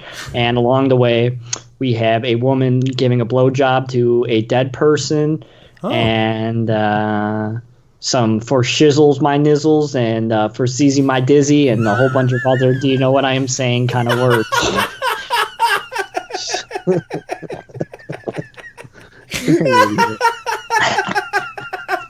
Say it again. Say it again. Sizzle my pistol for schnizzle my sizzle. Oh my god, that was awesome.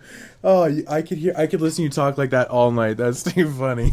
I feel like you're like one of the whitest people I know. Yeah, dude. It's for shizzle my nizzle. That's probably what they were saying in there. Oh my god, the fucking tagline: white bread gone bad. Yeah, this movie is like, you have to be like really adept in the slang lingo to understand what the fuck this movie is. But like, this movie literally is like nothing but like slang, and like it's literally the Hip Hop Witch, but worse than that. Like, how is it worse? We have to watch it and do a commentary track on it. Does it have any good kills at least? Like, no. No? Nope. Yeah, but the Hip Hop Witch was just like shitty rappers getting interviewed, like John Roll.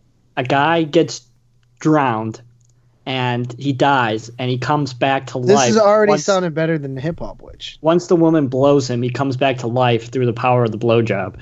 It's just like, it's retarded, and it's a bad movie made in a time period in 2003 when anybody thought they could make a movie. So she was a true head doctor then. I guess so. Come on, that was great. There's literally not gore. There's no gore. It's pretty racist. Nothing really happens. And I give it 8.5 out of 10. Seriously, only Mikey could ever come up with something like this. Like, I literally had never heard of this, man. I have. I have to see this. I have to see this movie just because it's on Prime. That's fucking funny. Okay, Mikey, give Moods Cracker Jack then. No. Since he wants to see it. He's not bad to me. You know, he does. Mikey's not bad to me either. Mikey hooks me up usually. I want to be like, for shizzle my nizzle, give me a good movie. Yeah, he obviously took back his. Did he actually say he was going to be nice to you? I thought he said he was going to be a little bit nicer because some people are like, I'm annoyed with having to listen to Jeremy talk about bad movies. And then it gives me like the worst bad movie ever. Yeah, but then this was worth it. So people are like, okay, we'll do it again. Oh, yeah, Fisher gave you Cut from 2000. Which I've seen when it came out. Yeah, is that the one with Molly Ringwald? Yeah. Yeah, that's the Aussie one. Okay, yeah. He gave me Hunting Season, which I had to grab the DVD for that. It didn't look that bad though. Not Cracker Jack bad anyway, so. All right. This is me, I guess. Yeah. What the hell did I watch this week? Okay, I guess I'll start with... I only watched 2 movies that weren't fucking Clownado. And the one I watched in the theater, I'll be very brief about it since we've done an episode on it. In fact, we did it on episode 88. But I did get a chance... And this is the fucking 3rd time I've watched it this year because I watched it twice for podcasts. So 3rd time watching the Blair Witch Project this year, and this time I got to see I got my dream. This was on my bucket list of films that I wanted to see in the theater at some point in my life, because I didn't see it when it came out, even though I was alive for it. Other films would include Texas Chainsaw, which I've still never seen, and any of the Elm Streets. I would love to see those. But yeah, this was a big hitter for me. Like, I wanted to see this really bad in the theater, and I convinced the dude who runs the Classic Movie Nights to do it. The turnout wasn't amazing, but it definitely wasn't bad. Like, I would say the premium seats were all filled up, and then there was like a handful of people down in the regular seats. Of course, we know Blair Witch Project follows a... Where do you guys sit? What's that? We sit at the top, like in the premium seats. Might as well with the AMC thing. I didn't get to tell it. The blowjobs better up there from Carly? Yeah. They're like the ones that would bring you back to life. Yeah. Wow, she's a head doctor too. Yeah. So yeah, Blair Witch Project, man. Three filmmakers. in Maryland are going to look at the legend of the Blair Witch Project, and they decide to go out into the woods. Starts out simple enough. They're just kind of hiking around. They, one of the characters, Josh, I believe the morning after the first night, says he heard a definite cackling over in the woods, and that's the start of it. The second night, they hear like even crazier stuff. Every night it just amps up with what's going on, and it's they're being haunted by the Blair damn witch, and it's fucking scary. Dude, I've watched it. This is the third time I've watched it, and I still got chills. It's just an effective movie for me. It made when I did my list on Podcast Under the Stairs for all the films that were selected to represent the 90s, Blair Witch was my number 2 overall, which is saying something. Like, I love the movie. We did a full episode on it. It is awesome to see it in a theater with another audience. It was kind of like, I couldn't tell what they thought of it. Was there people there that actually had never seen it before? I think there was. I think there was people there who had never seen it before.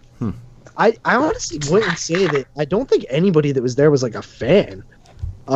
Just because it was like, normally when you go to these, like, what the fuck are you doing? Drinking water. I think he's getting ready to move his bed.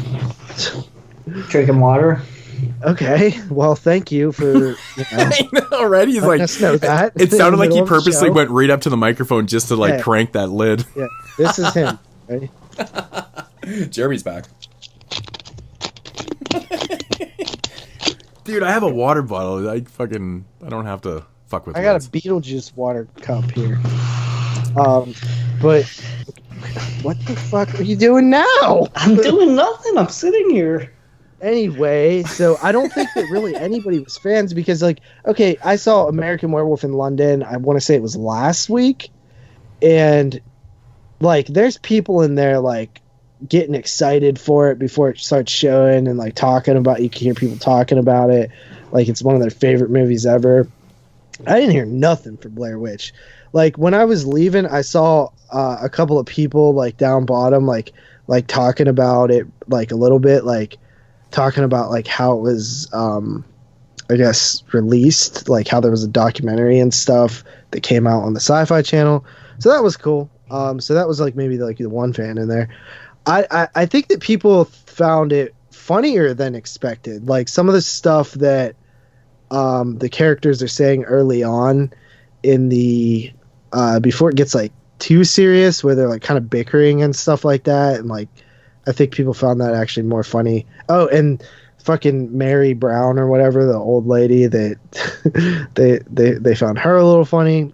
It was, I always, you know what, the more I've seen the Blair Witch Project, the shorter it feels every time. It's just like the movie flies by. It is not, I think it's only like an hour and like 20 some minutes. But it just cruises, dude. Like, one moment they're like, bickering, and it's like, okay, they ran through the woods and was like, what the fuck is that? Which is like one of my favorite scenes. To this day, I'm still like looking like, what, is there something there? It goes from that to like the house scene in like no time at all. It's super fast. The interviews always feel shorter and shorter at the beginning, which is one of my favorite parts because it feels so. I think that's where it really feels real. We actually have a couple of, we have a found footage film tonight and then a documentary that we're going to talk about, and it just doesn't feel real a lot of the times. Blair Witch nailed the realism in the interviews, man. It's just something else. It's an amazing movie for me. I give it a 10 out of 10 for sure, still to this day. No way, that rating is so shocking to me. Mr. 9.5. Hell, Andy even gave it a 9.5. Isn't it Andy's one of his favorite movies too? I don't know, but remember when you gave Blair Witch 2016 a 3? Yeah, the movie sucks. It's not a 3. I think you should revisit it. Nah, it's a 3. That movie's trash bags. Three from House. You did give Book of Shadows a 6.5. Actually, it's funny because I think Ryan actually did some of the effects on that movie too. He did, actually. Fuck, he just... Wow, things are coming full circle 6 tonight, degrees of Ryan tonight, man. That's kind of crazy. And again, you know, it's being honest, like I knew that he had done effects and stuff on it, but the effects actually weren't the issues I had with that movie. Right, just other goddamn problems. So that's it? 10 out of 10? Cool. All right. So moving along here, man. Patreon pick. First Patreon pick back in a long time. This one is coming from Jellybane801. He Patreoned a film from 2019 called The 27 Club. And I didn't know anything about this movie going into it except for I had a decent idea of what The 27 Club was going to be. And it turned out to be exactly what I thought it was going to be. I'm sure if you guys are hip to music and culture, you've probably heard of what the 27 Club actually is. Isn't that where people die at 27? Yeah, so essentially the 27 Club kind of marked itself. I think it really became a thing after Kurt Cobain died. Maybe even earlier than that. Yeah, but there's people... Wasn't like Jim Morrison 27 or something too? No, I meant like an actual... Like it kind of got coined. It kind of got coined as that...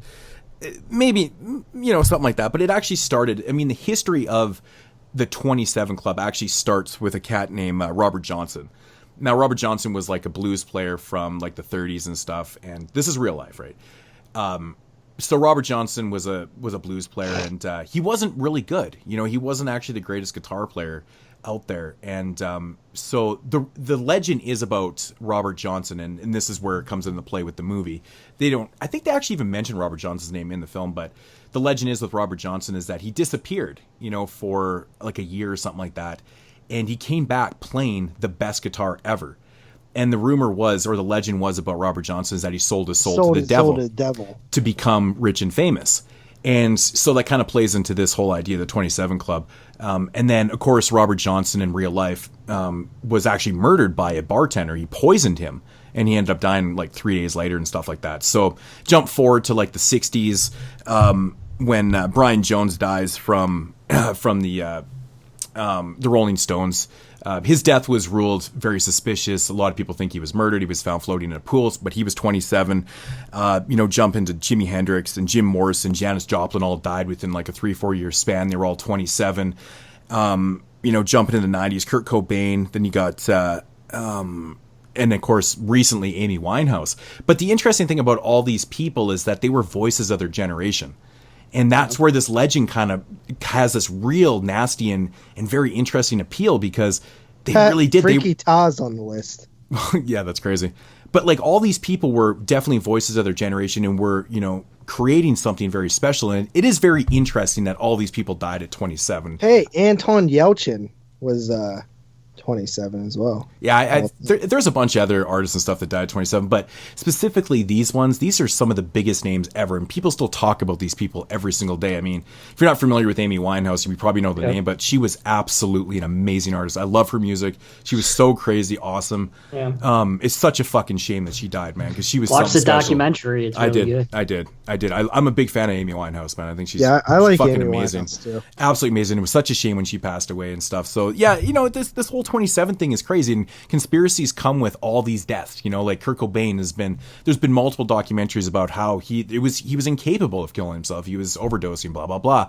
It goes on and on with Jim Morrison's death, how he was found dead in France, and his body was wrapped up and for 3 days before, and it's just all this craziness with all these deaths, right? And so yeah, the 27 Club plays on this. It's basically about this dude that he went to the show the previous night, and it turns out this rock star, this band, he ends up dying that night while he's 27. So he gets this crazy idea. He's like, dude, this is fucking nuts. I just saw this guy or this band play last night. The lead singer dies the next night. He's like, I need to do a documentary about, the 27 Club. And so he pairs up with this girl that's trying to become a star and things like that. And, they start to investigate. And one thing leads to another. It kind of goes down this whole cult avenue and stuff with, selling your soul to the devil for fortune and fame. So my thoughts on the film, I really like the premise here. I mean, having an idea about the 27 Club is just fantastic to me because I've always been intrigued by it. I like pretty much every artist that's on this list. So it has a fantastic core idea. I think the execution to this movie is atrocious. It's so clumsy and it's kind of all over the place. Things are not really making sense. You know, how they do it with, you know, summoning up this demon, basically. It's almost in a sense of you summon up this demon through the scroll and your body gets taken over by, you know, your soul gets sold off and you get taken over and stuff and you become rich and famous and blah, blah, blah. That's really how it kind of works and stuff. The idea is a little bit silly and shit. I wish they had to kind of approach that a little bit differently, but the core idea is there, but it's just a clumsy film, dude. It's like all over the place. You know, there's scenes that are just going way too long and, you know, this one runs almost 100 minutes. You're just like, fuck, dude. There's so many better ideas that could have been incorporated into this movie, and it's just, I don't know, man. It's just a super clumsy ass film. That's really what I can say about it. But I don't know, man. Not really great kills in it at all. And I think my major problem with the 27 Club is that it's super anticlimactic, because once, you know, the girl that he's doing this investigation with becomes that next person, she's kind of like, you know, she's at this ritual and stuff, and she becomes the one that gets possessed, sells her soul and stuff. You know, she next recording artist becomes famous and shit. You know what's going to happen. Like, there's only one way out of this shit, man. Like, she's eventually going to die. Spoiler there, but she does. I mean, it's the 27 Club. Everybody dies when they're 27. The whole movie is super anticlimactic, and the way it happens and shit is just, it's not well done. It really wasn't well done at all. I mean, the acting for the most part in the film is actually pretty good. I was impressed with that. And there is some pretty decent cinematography and stuff. The music overall I thought was really bad. Actually, it's kind of funny. The music that she plays to get famous sounds like some Lilith Fair shit. It's really fucking atrocious, like really bad. I'm just like, this is the shit that's going to make you famous? It sounds fucking terrible. It sounds like gutter, like Lilith Fair shit that, you know, they would take one listen to that and be like, nah, it's not fucking good at all. But, you know, I mean, with all that said, it actually wasn't the worst movie in the world. I mean, it was kind of entertaining at parts, but just not a great put together movie, which is such a shame, man. It's such a shame. It's pretty average. 5 out of 10. I mean, check it out at your own discretion, I guess. It's all right. I just think they botched an incredible opportunity to explore this and come up with something a little bit better. I just didn't like the way they approached the narrative, so it's unfortunate. All right. Next up for me also comes from Jellybane 801 from the year 2001. We have Dagon, Dagon, a Stuart Gordon film, produced by Brian Asuna and made in Spain. It's a really interesting movie. It definitely feels like it's an early 2000s movie. It has that feel to it. The bad CG really doesn't. What's so fucking funny? The bad CG really doesn't help. It definitely has some bad CG, but also has some pretty okay practical effects. And I was really into the story of this movie. I just feel like the budget was so low that they couldn't fully flesh out everything that they really wanted to do.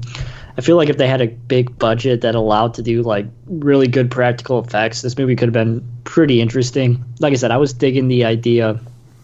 If you don't know the story, we follow these 4 people who are on this boat in Spain, and they come across this mystery island, and there's a bad storm that blows in, and one of the couple has to escape the boat and go to the island.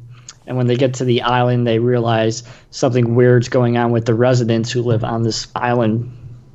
And as we learn on throughout the film, that these people pretty much sacrifice themselves to this mystery creature in the middle of the sea called Dagon, who basically turns everything into gold. And because they sacrifice themselves literally to him, they become like these fish kind of monsters. And that's the part I found very interesting, that these people are so greedy that they basically sold their souls, and now they have to live with the fact that they're turning into like these sea creatures slowly after time. And that's what I find really interesting, is the transformation into these monsters. I think it's really interesting. And it has a cool feel to the story. The lighting in this movie is like really fucking good. Like if you really pay attention, there's a lot of rain and lightning effects, and it shoots through the windows and stuff, and it's actually really well done. Like I said, the acting, you know what you're going to get. It's like a 2001 early straight to DVD/VHS kind of film, so you're not going to get the highest quality acting or like I said, it has that early 2000s editing kind of feel to it. But I think the narrative, the story-wise, has a lot there, and it had a lot of potential. But ultimately, this kind of fizzled out because of the budget restraints. But I actually liked it. I thought it was actually pretty cool and pretty good. It has a couple good scenes.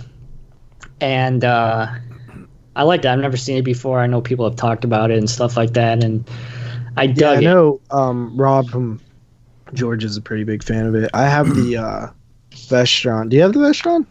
I have the umbrella. I have that too. I gave it a 6.5 out of 10. Yeah, that's a H.P. Lovecraft story, I believe, right? Yep. All right. Last up for me is from Eric James, the homie. I don't know. I'm not 100% sure who you are, but you're a homie to me now, because anybody that hooks me up with a good film, you're a good guy. So, yeah, this film is called Get My Gun. Have either of you two seen this? No. Nope. Really? I'm actually surprised Moods didn't see it. This seems to be one of those films that was a 2017 film, but got a quiet release in 2018 towards like the end of the year. So I think just it missed a lot of people's lists, or a lot of people didn't talk about it. I'm a little bummed that I missed it, because I was looking at my top 10 with Carly, and I would say I don't think that it would have knocked off Dead Shack, because I really like Dead Shack, which was my number 10 film, which I got to get these up on the website, by the way, because to reference my 2018 list is like impossible right now. I know. I was actually going to message you about that. I was looking at some of the top 10 lists the other day, and I was like, he still hasn't put up last year's. This is fucking almost the next year. Yeah, I haven't put up 72 either. Yeah, I know, so that one needs to go up. 72 or that. But yeah, Get My Gun probably would have been like 11 or 12 spot for me. But definitely a contender. So it basically follows a girl who, it's told in chapters, like chapter 1, chapter 2, chapter 3, chapter 4. Yes, that's usually what chapters are, JP. What? They usually are what? Chapter 1, chapter 2, chapter 3, chapter 4. Yeah. That's what chapters are. Well, I'm saying there's like 4 chapters. All right. Dumbass. So yeah, told in, I believe, 3 or 4 chapters. I want to say it's 4, but it could be 3. And chapter 1 is basically your introductory. We follow this girl who is a housekeeper, which I thought was really interesting, because they do, like, that's why I told Carly to watch it, because obviously we know a lot about housekeeping, worked in hotels for the last couple years, and it was very, like, kind of accurate to, like, the daily life, but all of it kind of, all the bad stuff happening at once pretty much. And it was neat, because it's a seedier motel. It's like a motel. But it was really cool. She befriends this other girl, and they're kind of just going about their business, doing their job, like, you know, kicking it a little bit, giving a little character development. And then she goes to clean a room, and there's a guy in there, and he basically rapes her. And he gets away. He basically rapes her, or does he rape her? Well, basically, as in, yes, he does rape her, but he also, like, you know, like hurts her and like cuts her and stuff like that. So like, yeah. And he, you know, he isn't caught, and she's also now impregnated with, you know, a baby. Flash forward to, like, you know, later in the pregnancy, like the next chapter, and she is considering giving up the baby for adoption. And she, you know, is thinking about it. She sees an ad for this woman, you know, middle-aged woman who wants to adopt the baby. She decides, okay, I'm going to go through with this. And she sort of gets a bad vibe, like, kind of right away, that the woman's like really pushy and, you know, just like very in your face about everything. And she is not really feeling it. So she's kind of like, man, this woman's crazy. And then the woman does get like really crazy. And the whole time you're wondering, okay, is this going to have some kind of connection with the stuff that happened at the beginning? I won't spoil it for you. Carly had a problem with it. I absolutely did not. And the film, like, kind of, you know, I feel like the end is very much an exploitation film. I mean, really, the whole film feels like that. I mean, hell, the cover is her with a gun. It's called Get My Gun, and she's wearing a nun outfit. So, I mean, it's pretty exploitation-y, maybe a little, like, minor nunsploitation, one scene. But yeah, dude, like, this movie kicked ass. It was a simple, short movie, like, short story, basic story, but the suspense was there, the, like, terror was there, the, you know, the effed upness was there. It was just an all around, like, good movie. Like, I really dug this movie. Say fuck. So fuck. There you go. All the fucked up shit was there. Yeah, all the fucked up shit was there. It was a good time. And the ending, like, the final act gets, like, all kind of crazy and shit like that. Dylan with a shotgun and stuff. Not too crazy. Like, don't get me wrong. This is not like an insanely crazy movie, but it's just like, I was really just enjoying where it went. So yeah, I gave it an 8 out of 10. I really liked it. So if anybody out there is listening, yeah, like, send me these little underrated gems, not crackerjacked, because these are awesome. Well. All right. So next up, holy shit, Jeremy, what the fuck are you doing? Nothing. I haven't even moved. How are you not moving there? Like, what was that? Sounds like you're rubbing one out or something. Like, no. I don't know what's going on. Okay, so this one's coming from the homeboy Tone Joker, a.k.a. Muscle Dude, as Jeremy eloquently... Wait, Tone Joker's Muscle Dude? Yeah. I never knew that. Refers to him as Muscle Dude all the time. He gave me a Giallo film from 1973 called Sexy Cat. Now, this is one I have seen on very obscure lists and stuff, never seen it before. It's actually a Giallo from Portugal. That's got to be a rarity. I don't really know too many Giallos that come from Portugal. It's dubbed in English, which actually the dubbing wasn't even that bad, but it's got a pretty simple premise. It's basically about this artist of this comic book, Sexy Cat, hires this private eye detective to investigate this dude that is essentially filming a pilot for the Sexy Cat TV show.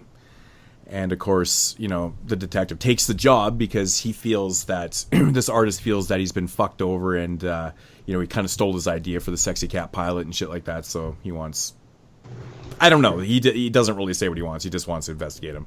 Of course, the detective leaves and the artist gets his throat slit instantly.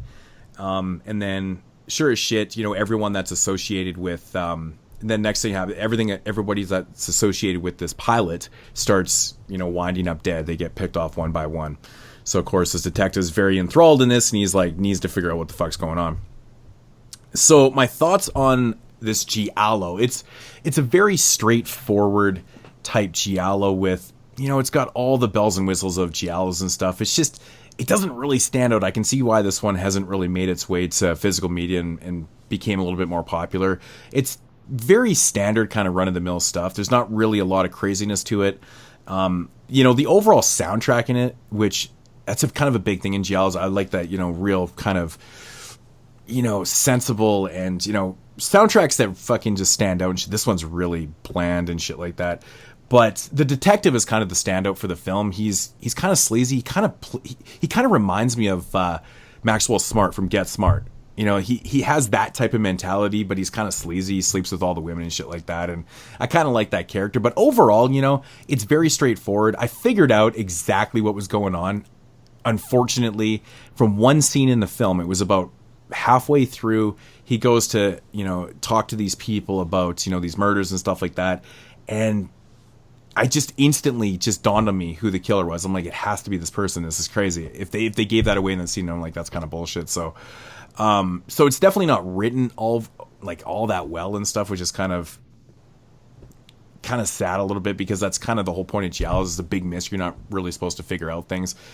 This one actually kind of does make sense and it kind of doesn't at times too. The motives for the killings are absolutely ridiculous. It definitely has that going for it. Like a lot of giallos always definitely have the reveal and you're like, what? Like, what the fuck, man?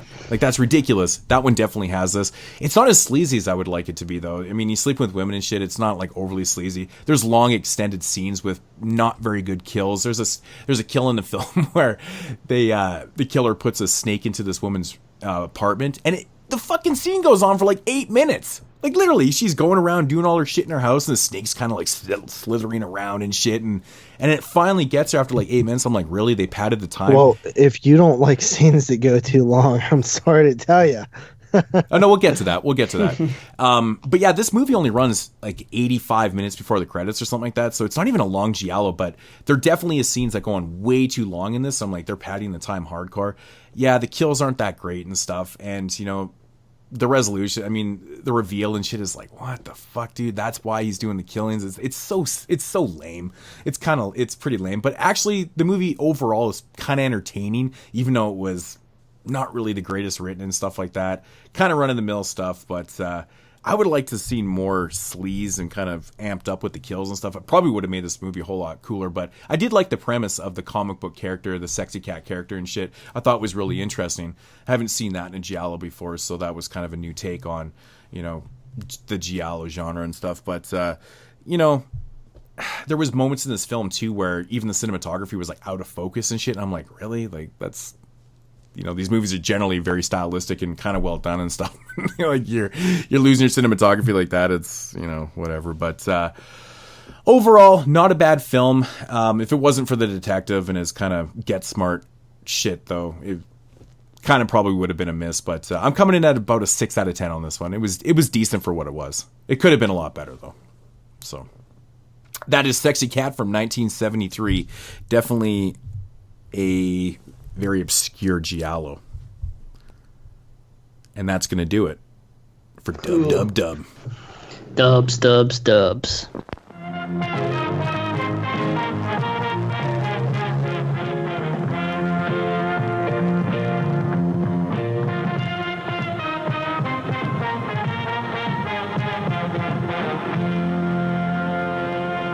And now, our feature presentation. Alrighty, getting into the featured reviews here on episode 163. Of course, you guys already know that it is a clownsploitation show. It's killer clowns, man. It's fucking killer clowns. The hottest thing in horror right now. Really, man. This year has been there's been a flood of these films. I've probably watched at least 10 or 12 of these. This is crazy. It's all because of it. It is, man. You know, when a popular film comes out, they pour these things out, man. Like, fucking crazy, dude. And the majority of them are pretty bad. It's kind of, I mean, overall, I mean, the history of clown movies, I mean, there's way more misses than hits. You know, it's one of those subgenres that just doesn't produce a lot of great films, unfortunately, because there's definitely opportunity to do it. It's fucking clowns, man. How do you keep fucking up clown films all the time? But they do. All right, so this first one right here, I believe, originally came out in 2018. I think it's new to us this year in 2019, and it is called Gags the Clown. Yeah, so Gags the Clown. I'll read the description on IMDb here. An unidentified man in Green Bay. What? W-I? The fuck? Wisconsin, you dumbass. Oh, Wisconsin. I was like, that's funny that they would even put Wisconsin. That's kind of funny. Has captured worldwide attention for roaming the streets dressed as a clown. That was actually quite a good dumbass from Jeremy. That's like barely ever happens. That actually was pretty good. I'm like, I don't know why they even put that. I mean, it's Green Bay. Fuck, we know where it is. Even I do, and I'm in Canada. Come on. Dressed as a clown. Many write it off as a harmless prank. Others aren't so sure. When a group of friends crosses paths with the clown, everyone calls Gags. His true intentions are revealed. Okay. Can I ask you a question, guys? Why is the coolest part of the story, like, not even, like, a thing? Like, the coolest part of the story? The coolest part of the story is this dust going on people's face and then make them go insane. Oh yeah, the that's not very even like talked last scene was like my favorite part of the entire movie. Well, it happens a couple times throughout the movies with like these magical balloons popping in magical places on people's faces, and then they go crazy. That's that's just part of the whole. It's like the coolest idea. It's like a cool idea, and they should have just carried that as their narrative of the movie because it's like interesting. Yeah. But they don't even like do anything with it. No, it adds to the ambiguity of the film in as a whole. I mean, you have no idea anything about Gags the Clown, if he's actually human or if he's an alien or if he's like what his actual true intentions are. Obviously, his intentions at one point here are turning people into kind of mindless zombies because I don't really think they're dying. I think they're just getting sick and turning into mindless zombies. Bath salts. I mean, they do reference that and shit, but you don't. This movie's the ambiguity of it is ridiculous, man. It's just I think they took a pretty decent idea here and didn't do anything with it, which totally sucks. But leading into my thoughts on the movie, man, this movie is constructed horribly. I fucking hated this movie with a passion. I absolutely hate movies. Really? I fucking hate how movies are done like this, man. Okay, this movie doesn't have one main character. It's got 4 sets of main characters. What we got I have that feeling too. It's like Secret Life of Pets 2, where it's like broken into like 8 sub-stories. So basically what we get here, it's the movie itself is found footage. So it follows like, some police officers, of course, with their body cams and stuff. And then it also features a news reporter and her cameraman. They're trying to break the story of Gags and stuff. And then it follows a group of teens that are just up to no good trying to find out Gags and stuff. And what's the other group?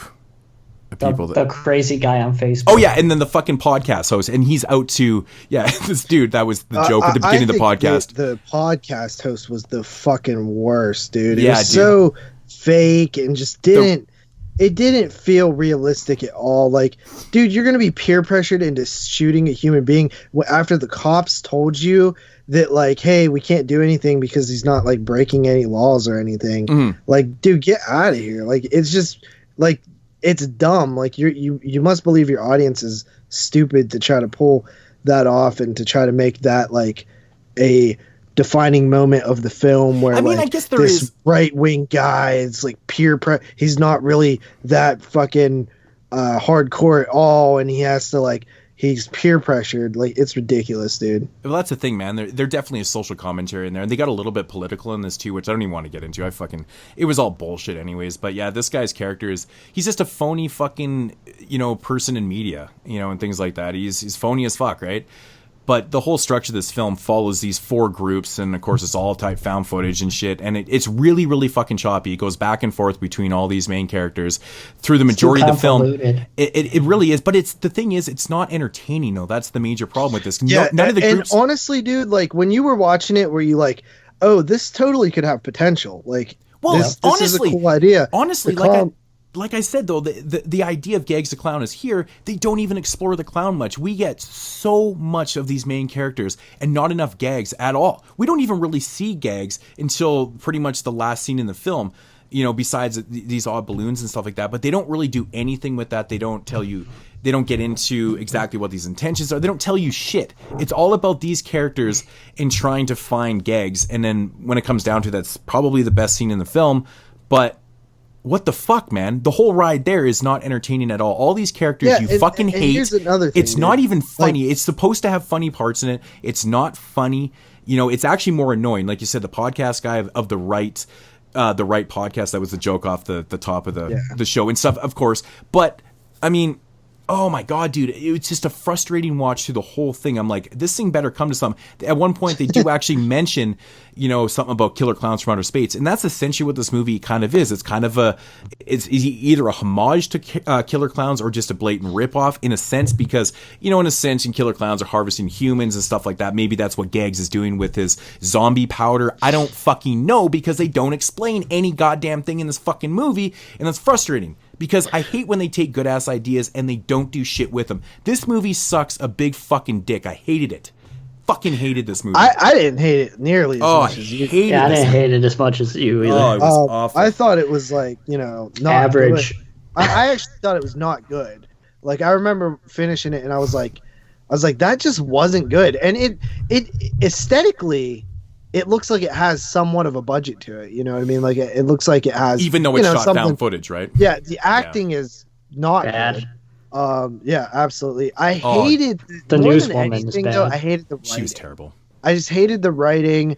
I hated how like one moment these characters, these kids, see a video of the like, hey, did you hear about that right-wing podcast guy who's like in the same place we are, who's like threatening to shoot somebody? Like, we should probably not do this. Oh, let's do it anyway. Like, it just does. I like that angle like though. that. They take these these right wing people and stuff, and they're so hard ass and they're so badass and shit. And it turns out he's just a phony as fake fucking pussy who's like totally not doing shit. Like that's just it's such a rip on the fucking right wingers. Yeah, but it's like it's fake. It's just like bullshit. Like that dude. But that's what the filmmakers were trying to imply, though. Like, fuck the right wingers. This is how they are. They're fake pussies. They're always talking some shit and they don't follow through with it. I mean, this guy was literally lying about his military background. He gets down to it and he's like, he can't pull the fucking trigger. And he's like, yeah, I was over there, but I was a mechanic. Here's the thing: he shouldn't fucking pull the trigger. Why is he gonna kill some random fucking dude? Because he was trying to act tough. Because he was trying to act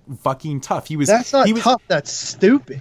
But you know why he was doing all that shit though? Is because he wanted viewers. It was all about fucking views and shit. 4,000 views. Yeah, he just wanted to increase his fan base. And I'm like, this is fucking stupid, man. Like, really? Like, you're gonna go and kill something? That's insane. Fucking insane, dude. But like, what the hell? This movie gags the clown. There's no goddamn clown in it, barely. It's so mind-numbingly fucking retarded. I was so pissed off at this. I'm like, oh, this is kind of cool. It's kind of based on the whole, Wrinkles thing a little bit, with the sightings and blah, blah, blah. And they it's a real thing. It's a real thing. Yeah, they use this angle, but they don't use the angle. That's the fucking problem here, man. Gags the Clown was like a real clown in Green Bay. That was fucking people, annoying people. Yeah, and I like that. I just don't know why they took this angle and used this narrative but like I said, it's more about the way they presented the film too, man. I hate movies that don't have bona fide main characters and they just use, well, in this case, they use 4 sets of them. Too many. There's 4 different things happening. It's so choppy. It's all over the place. It's just scene to scene to scene to scene, and you're like, okay, if this was entertaining, this would be okay if you incorporated some clown action, maybe some more people dying or getting turned into mindless zombies and shit. I liked the balloon aspect. It was the coolest thing in the film, besides the obvious blatant ripoff of Killer Clowns with the tent at the end. Are you fucking kidding me? It was like, it's fucking Killer Clowns from outer space. It's hardcore, but I didn't mind that because that's, I'm a big fan of the movie, and if it's a homage to Killer Clowns, I'm fine with that. I'm totally down with that. But the ride there, man, holy shit, dude! It was straight. I was riding on flat tires, man. Giving this one a pretty positive. Yeah, me too. Me too. I don't get it. Tony Hartman liked it.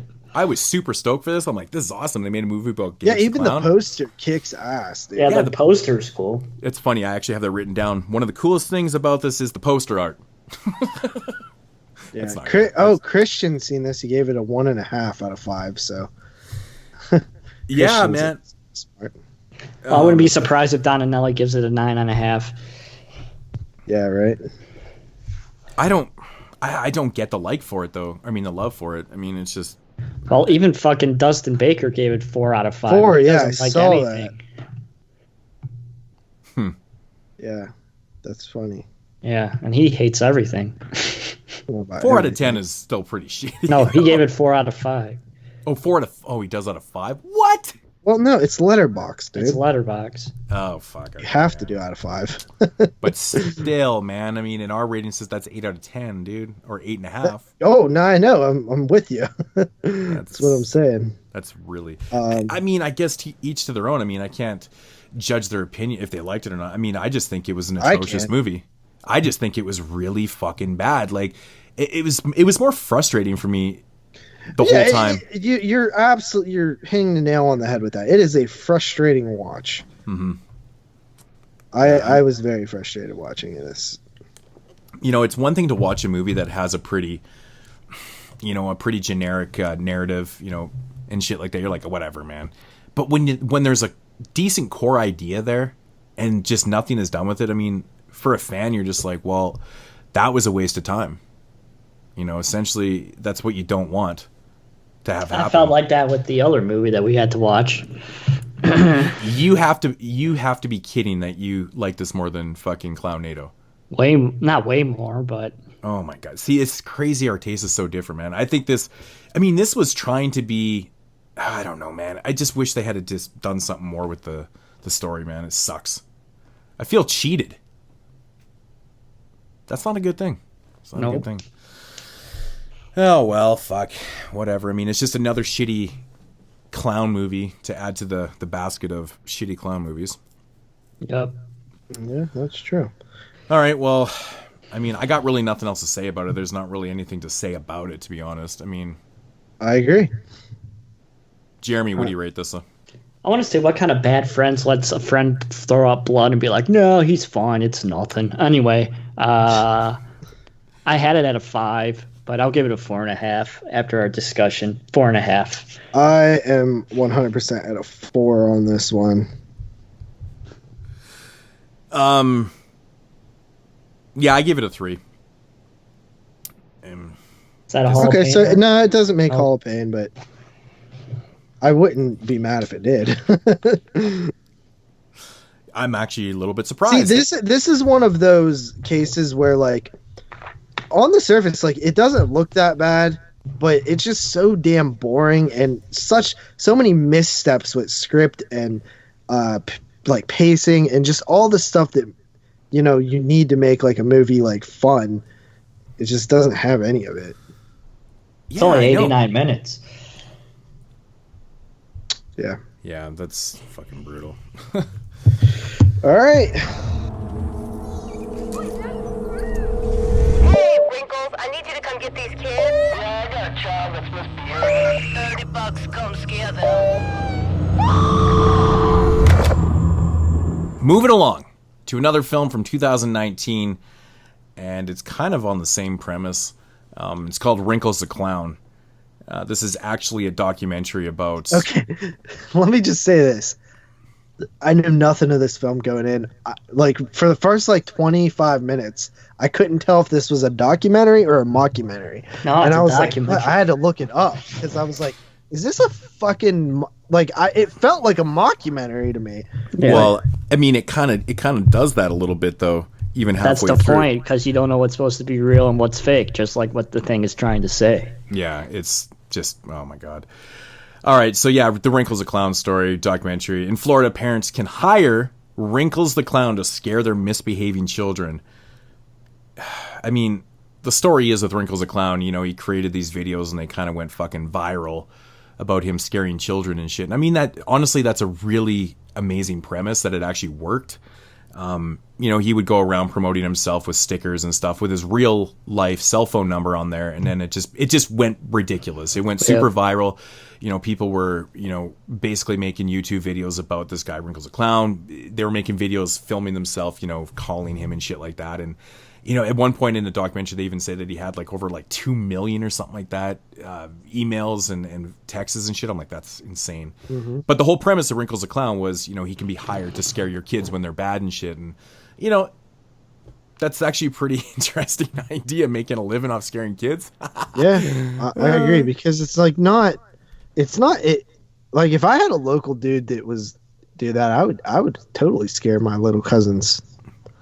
I mean, I did it myself, so I'm actually a little bit surprised they didn't get more into, they had the psychologist in it and how they're like, well, this is just not good. It's almost it's borderline child abuse and all that type bullshit. Of shit. But you gotta get scared as a kid. Me and my coworker today, he was talking about how he's at his new girlfriend's house and she has a couple of kids.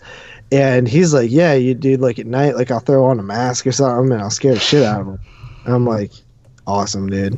You're doing I know, right? I mean, we grew up like that, man. Adults used to scare the shit out of us all the time. And it was like, but then again, it was also a different age where it was pretty hard to be considered child abuse because parents used to beat our asses and people were like, well, that fucking little bastard deserved it. Let me tell you a little that story, anymore. Okay? Okay, when I was a kid, under 5 years old, 4 or something. I had a habit of cussing. My grandparents told me that I would say the F word, and I would just I don't know where I picked it up, but I was I thought it was funny as a little 4-year-old or whatever. and they couldn't get me to stop. I would be doing it like in the middle of the store and stuff like that. So my grandfather, he took me one night down into Pittsburgh, which obviously is a town of steel, to a steel mill where these big like flames, he knew somebody that worked there, these big ass flames would shoot out of this thing. And he told me this is where the cuss monster lives. Scared the fuck out of me, or as I would say back then, the freak out of me. And it totally worked. You know what I mean? I did not cuss for years. Like even when kids on the playground were cussing at like 8 or something like that, like I wasn't cussing because I knew that cuss monster would get my ass, and I was like, I'm not doing this. I like seeing all these damn flames, and like it was just scary as shit. And like this molten fucking steel or whatever, I was out of there, bro. Like cuss monster, no thank you. So I think that it's a very good tactic to scare your kids. Yeah, man, I think it's. And I'm fine. And even as I got older, I was like kind of interested in the cuss monsters. Like, so like, what does he do to kids that cuss? You know what I mean? I was like real interested. I just think it's interesting, the power of the media and the internet. And, I think that's mainly what this is trying to say, that, this random dude from Florida just made a video and put it on the YouTube, and it went crazy, and it turned into what it turned into. And everybody thought it was real, and it just escalated into that. It's just the power of the internet. Mm-hmm. That's today's world, man. I do remember like the creepy clown, because they talk about it in like the later portion of the film. We should call that number and see what happens. Do they have it? Is the number? Let's do that right now. Yeah, is there? Look, try to see if you can find that.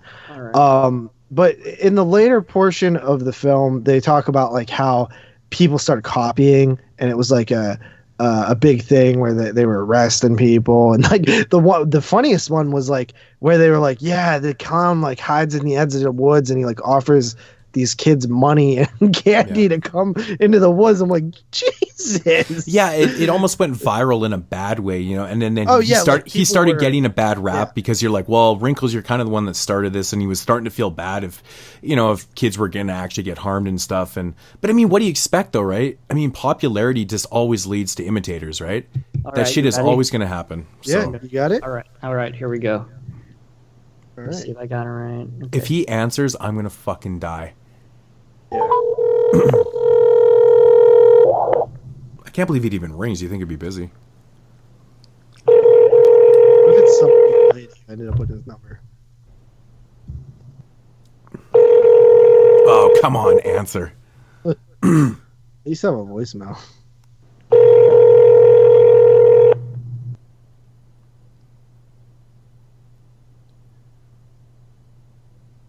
You've reached Wrinkles the Clown. Oh, shit.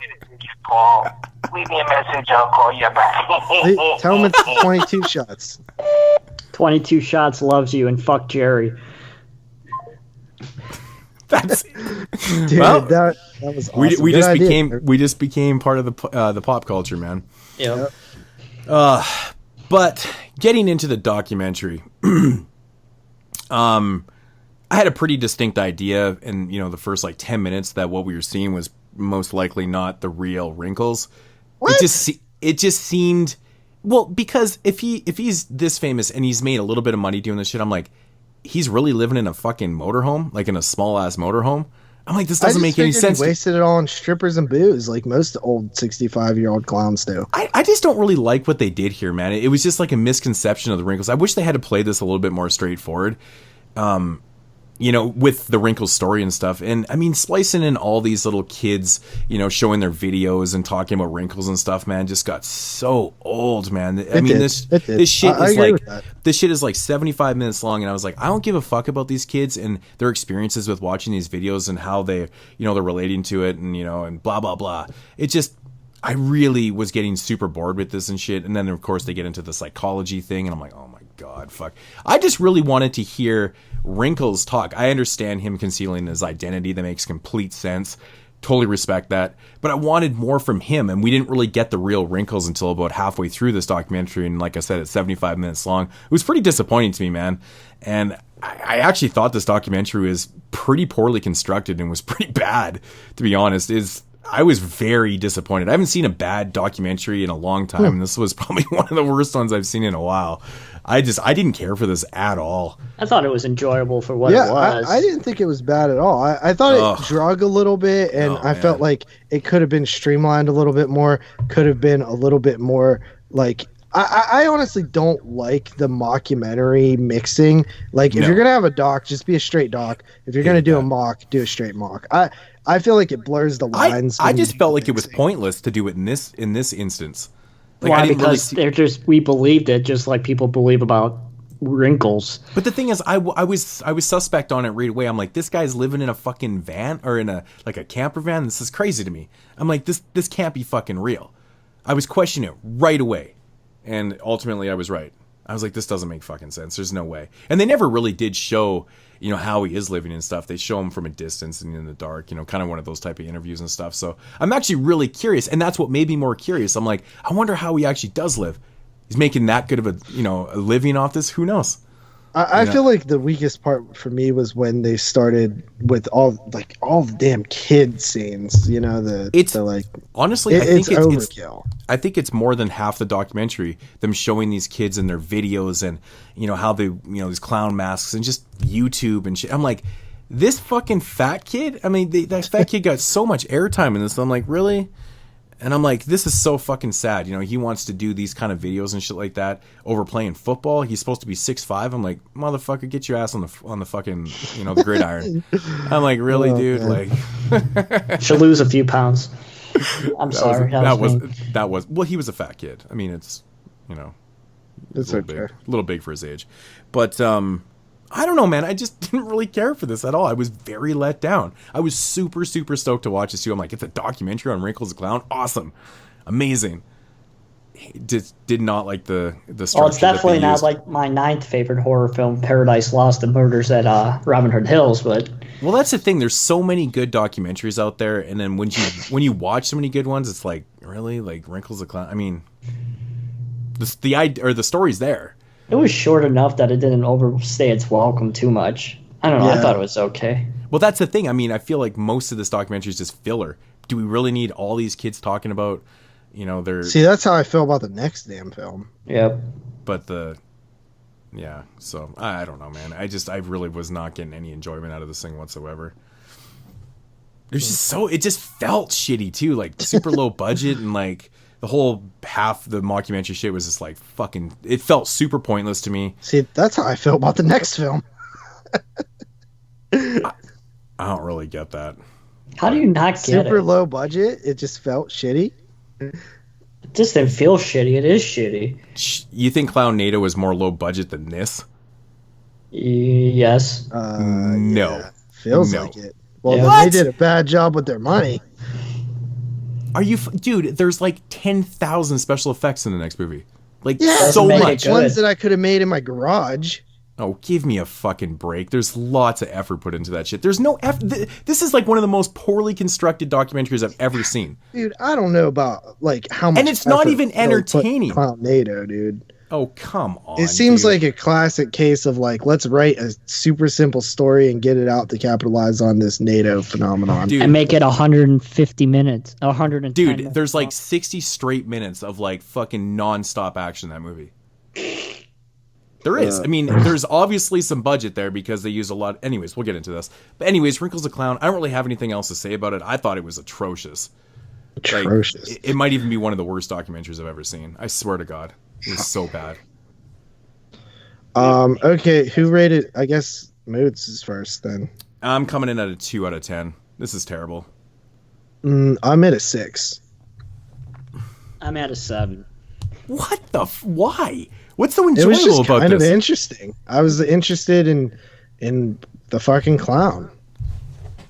Really? You just don't get enough of the real wrinkles on this, man, to warrant it being I was interested in the fake wrinkles, too. And I didn't think he was the fake wrinkles.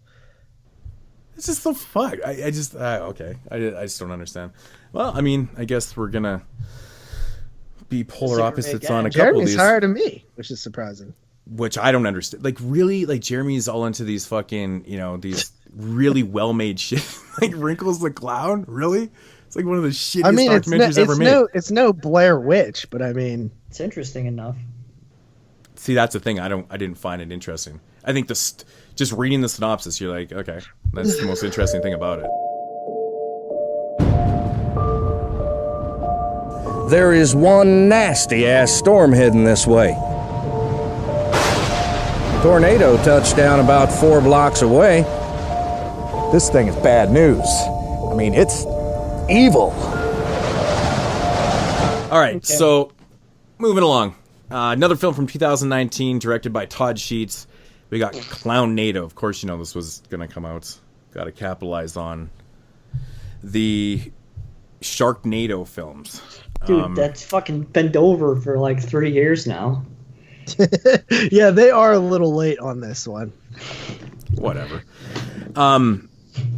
Cursed demonic circus clowns set out on a vengeful massacre using tornadoes. A stripper, Elvis impersonator, truck driver, teen runaway, and a dude get caught up in the supernatural battle between Femme Fatale and the boss clown from hell. This movie fucking sucks cock. No.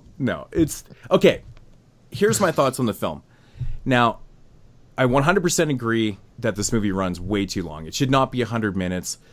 The first 40 minutes, in my opinion, could have been cut down to like 20. This thing would have brought down the running time, you know, down to 80, probably 75 minutes, you know, with the credits and stuff. Would have been perfect for it. Yeah, that's all right then. I think if they had have just the opening scene in the film drags like a motherfucker. Actually, the first 40 minutes is pretty bland, actually. It's just a lot of dialogue, just a lot of kind of build up and shit. But I really think that she should have edited this down dramatically. And there's also another scene later in the film where, you know, a bunch of the characters are talking to this police officer. You know, they can't get through this road and stuff. And that scene goes on for way too long, too. Or carrying a fucking thing of oxygen. When he says, like, when he's like, I don't have time to call my deputy, so you're my deputy or whatever. I'm like, what the fuck kind of... Why? Why is this random dude your deputy? Yeah, I don't know. But, I mean, once the 40-minute mark hits in this film, man, and basically all these characters are at this diner, and, of course, the clowns arrive with this, you know, tornado. That scene's too long, too. I wish the tornado would have been more, like, of a...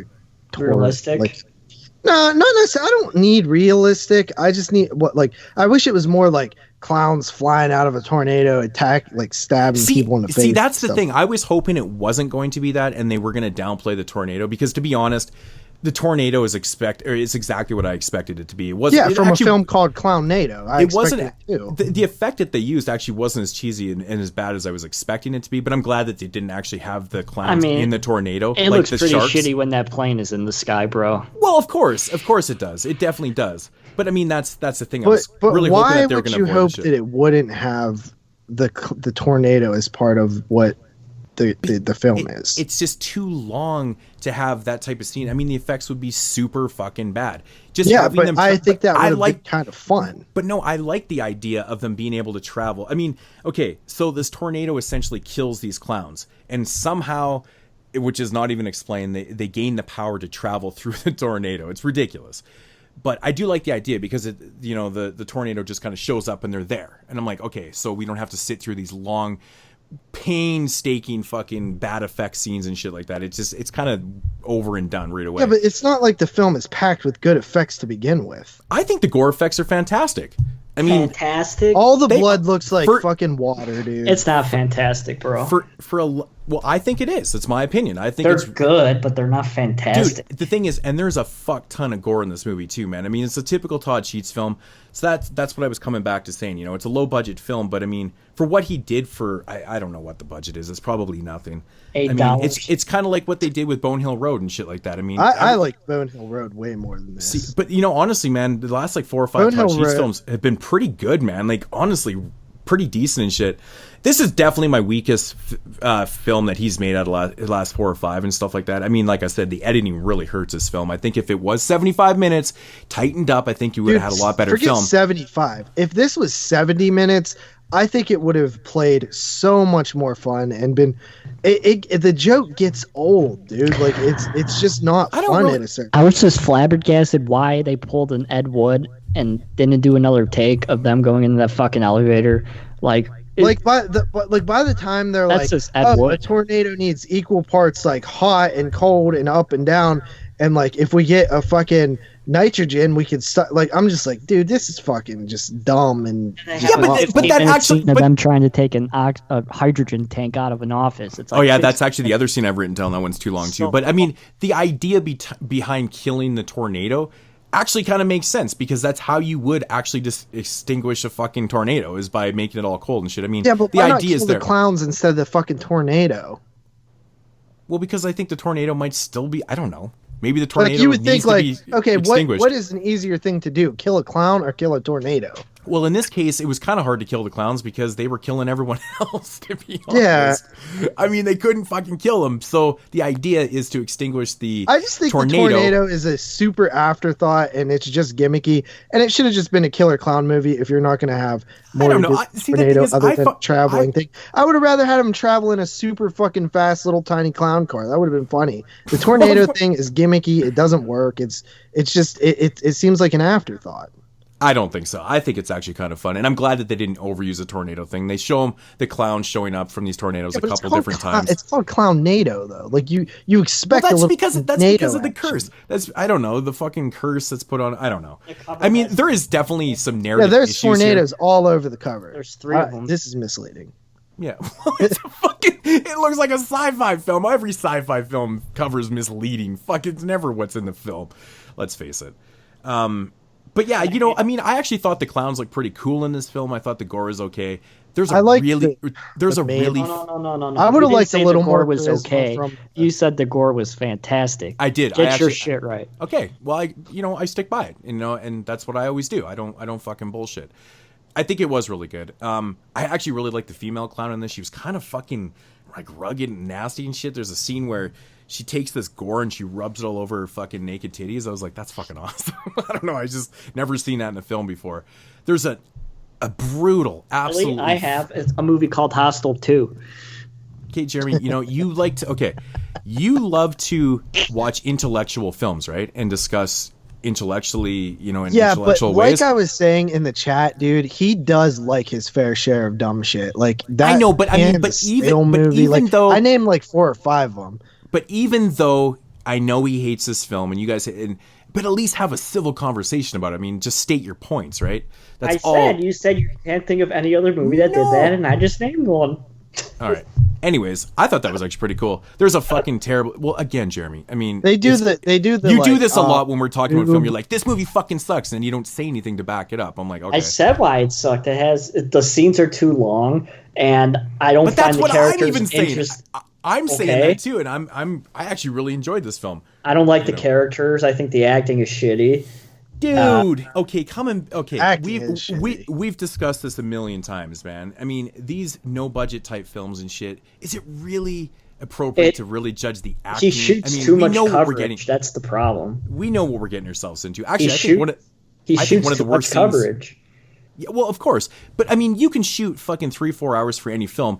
It doesn't matter what you shoot. It's all about the edit. I agree. The editing in this film, or the final edit, I shouldn't say, from scene to scene is bad. I mean, the transitions are fine. I mean, it's even shot well. I mean, the fucking cameras that they use, it looks good.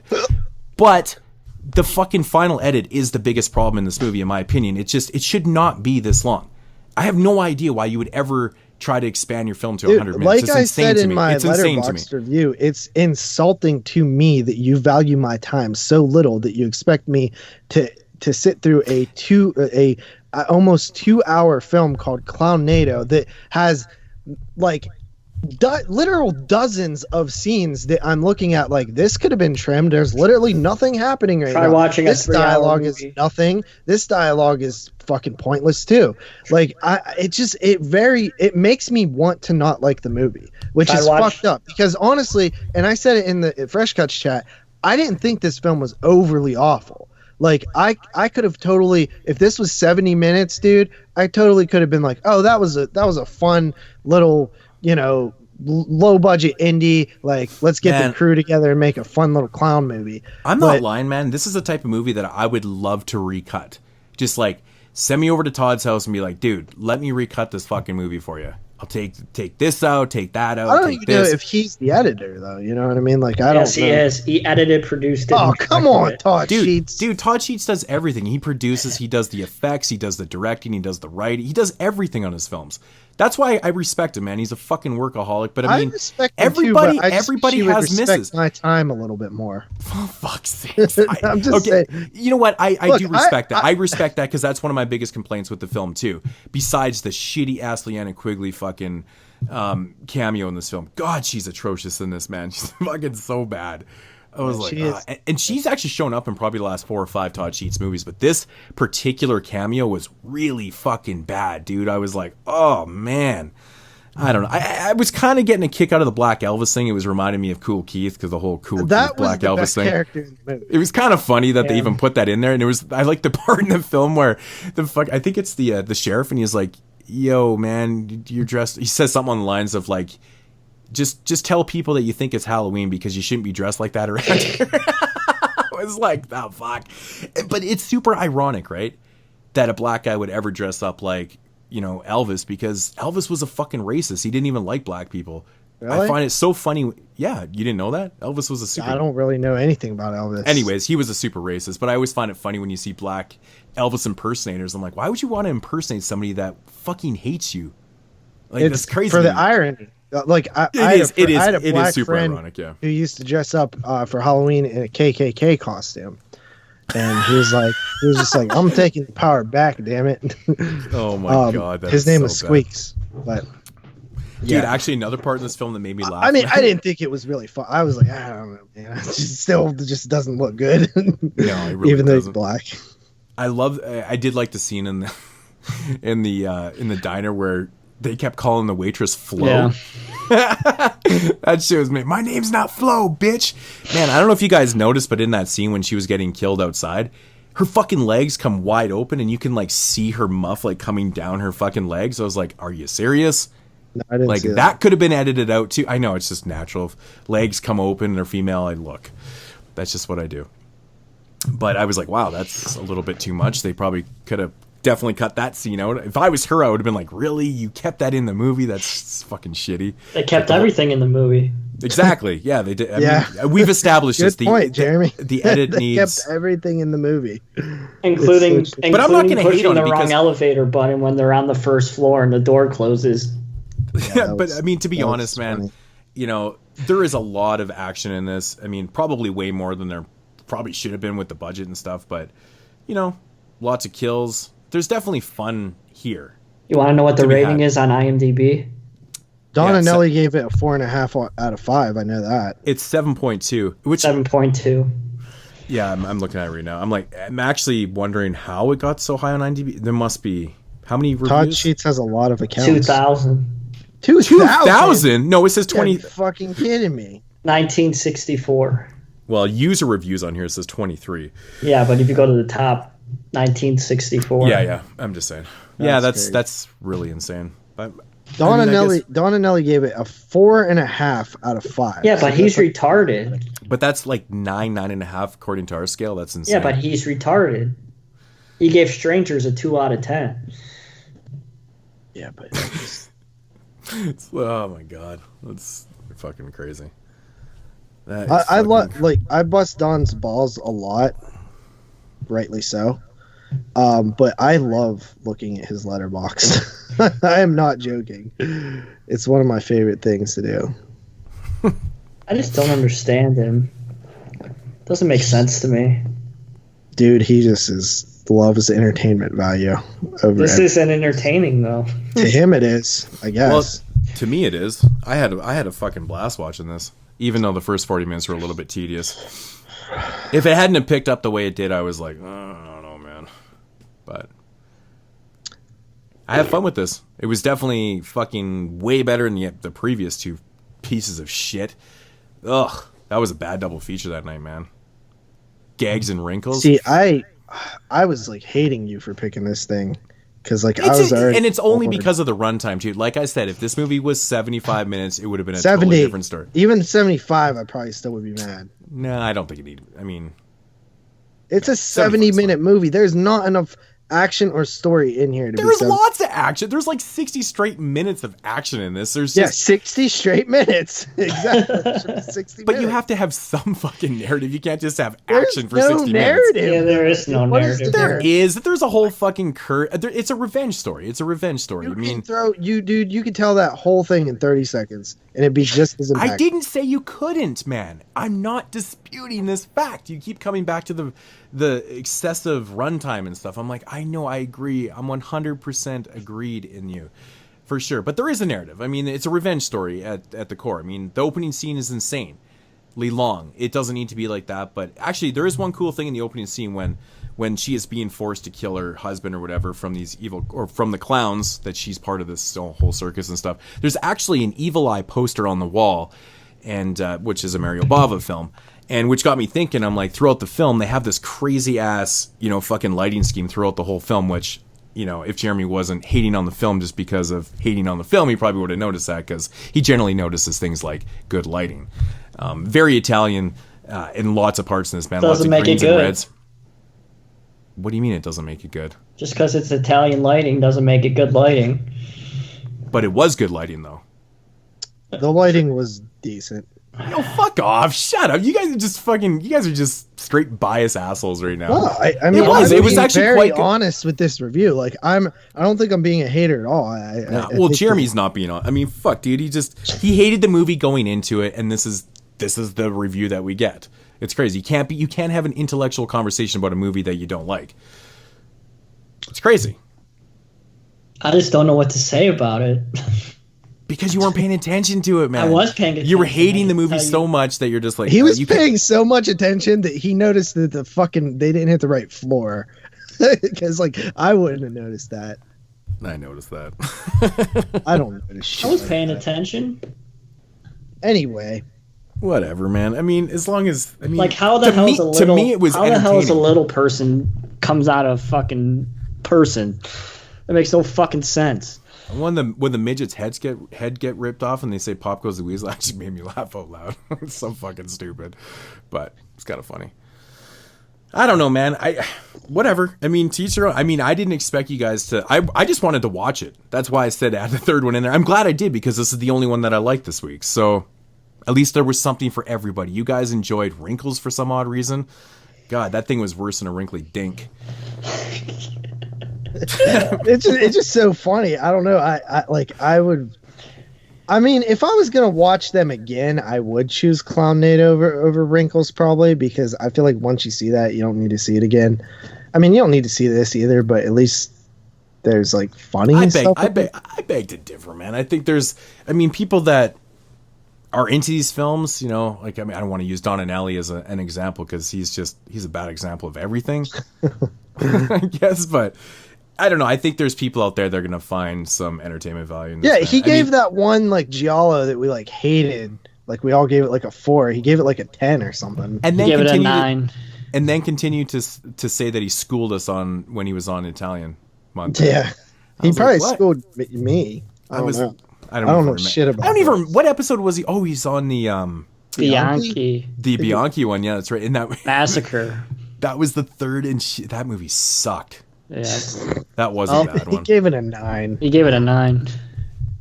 Which didn't make any sense. I even think that in the review he didn't like it. Like in the review he was like agreeing with everything we said. And he's like 9 out of 10. We're like, what? 9? Oh, I think what he's referring to now, when I think about it, it was what the peeper saw. Because we originally thought, which is, it's funny because I've even looked into that since and stuff, and he's connected to that film. So I don't know how true that he never directed any part of it or blah blah blah. Who fucking knows? Yeah. All I know is that it would have been a better choice instead of Massacre on that show, because that movie's actually really good. Yeah, I liked it. I watched it for 72. Yeah, it is a good film. It's what I like about that is one of those films that just you can't make today. It's just different worlds, man. I guess it's my turn to rate first. Yeah, this movie to me, like I said, if it was 70 minutes, I would be like, okay, I don't think it's good. It had some cool Was moments. there anything good? I mean, I don't think you said anything good about it. Like you disagreed that the effects were not good. Yeah, I don't think the effects are overly good, but that just because I don't think the effects aren't good in terms of like quality effects design, they're entertaining, which is different. Because an effect can look good or it can just look bad and still look cool. You know what I mean? So if it was like 70 minutes of ridiculously stupid and over the top and some cool effects, some good even, yeah, I would be like, okay, that was worth my time. I did like the Black Elvis character a little bit. I wanted the more, like, I'm gonna be honest, I knew that this wasn't going to happen going into it because I just didn't think that they could pull it off. But come on, I came for a tornado with fucking filled with clowns, and I just got a killer clown movie. Should have just called it, Killer Clowns Kill the People or something. Well, you technically there was clowns. See, I like the idea of them just being able to transport by the tornado. I got what I wanted. I didn't want I would like that the clowns coming out of the tornado Killer like Clowns Attack, but like in Clownado, I kind of expect there to be more of a same thing. No, man, because honestly, dude, if you're gonna have the clowns coming straight out of the tornado, I feel like you saying that is like kind of a thing where you're just like, I didn't expect them to be able to do it, so I would just say no. I'm telling you, the reason why I didn't want it is because it would have been the exact same thing as Sharknado. You got sharks literally coming out of tornadoes. No, it wouldn't be the exact same thing because it would be clowns. It's the same idea. They presented it differently, and I'm glad that they did it differently instead of having clowns coming straight out of the tornado. Then you shouldn't call it Clownado. Call it Clown What Storm. are you talking about? They still transport by tornado. Clownado's great for it. There's still a tornado and there's clowns. Put them together, you get Clownado. So it's like it's like that's like such a cop out. It's like, we still technically have a tornado in it, guys. So you'd rather have the fucking straight blatant ripoff. I need the whole film to be that, but like I want a little bit of the film to be that. Like it's fine to still do what we did, but like, dude, I would have rolled my eyes if there was clowns coming out of a tornado like sharks in Sharknado. I'd be like, dude, oh, fuck, man, where's the Lloyd Kaufman because this film is like so grounded in reality that you would have rolled your eyes at the clown tornado. Dude, I just know how to have fun with it, man. I just took it for what it was. I'm trying to have fun. That's my thing. Is like I would have had more fun had there been a tornado. Hey, maybe I'm a little bit more easily amused. I don't fucking know, but I liked what they did, and I'm super fucking happy that they didn't do the clowns straight out of the NATO because Jesus Christ, man, we just fucking watched 61 fucking Sharknado movies, man. I've never seen a single Sharknado movie. Me neither. Well, now that you guys said that, you know that they're getting Patreon. There's only 6. It's not that bad. Only 6 of them, guys. Honestly, I've only seen the first 4. I haven't seen the last 2, so listen, they're all entertaining. I reviewed Slasher, Return of the Slasher Nurse last week, and this is like the same quality. I would say this is even higher quality, and I would say they both suffer from pacing issues. But I just thought the Slasher Nurse had like a better story and a better sort of thing with the story, the kills and the funny moments and stuff like that. But but I really think these films are on par. Like they're very similar in terms of like quality of film. What is with people and their fucking pacing for these fucking low budget like there's not like watch Dick Sharp. Dude, there is great filmmakers who make masterpieces who are like, it's just too long. I got to cut more out of this. It just drags a little bit here. Like I just feel like these people don't care, and it annoys me. So I don't. He cares. I mean, to be honest, man. I mean, Bonehill Road didn't overstay its welcome. I mean, Dreaming Purple Neon was a really good film, and it totally doesn't overstay. I know, and I liked Bonehill Road. I thought Bonehill Road was pretty fun. And I think I even gave it like a 6 or something like that. House of Forbidden Secrets is another really good one by Todd Sheets. That one came out a few years ago. Again, I've only just seen interesting. 2 of his films, and the other one was from the 90s. It's Zombie Bloodbath or something. Oh, yeah. Zombie Rampage from 92. Saw that one. She's seen, man, that's actually one I haven't seen before. Yeah. Anyway, I'm coming in at a solid 3 out of 10, bro. Jeremy? A 3. All right. Well, this is the polar opposite of Wrinkles, since I came out at a 2 and Jeremy came out at a 7. I don't think we get any further apart. I'm at a 6.5 on Clownado. As he fucking laughs again. Dude, you gave Wrinkles a 7. Yeah, and you laughed at him, so... Yep. Fucking laugh! Well, it's because it's ridiculous. But when I do it, it's different. Why the fuck you lying? Why you always lying? Oh my god. Stop fucking lying. Always lying to me.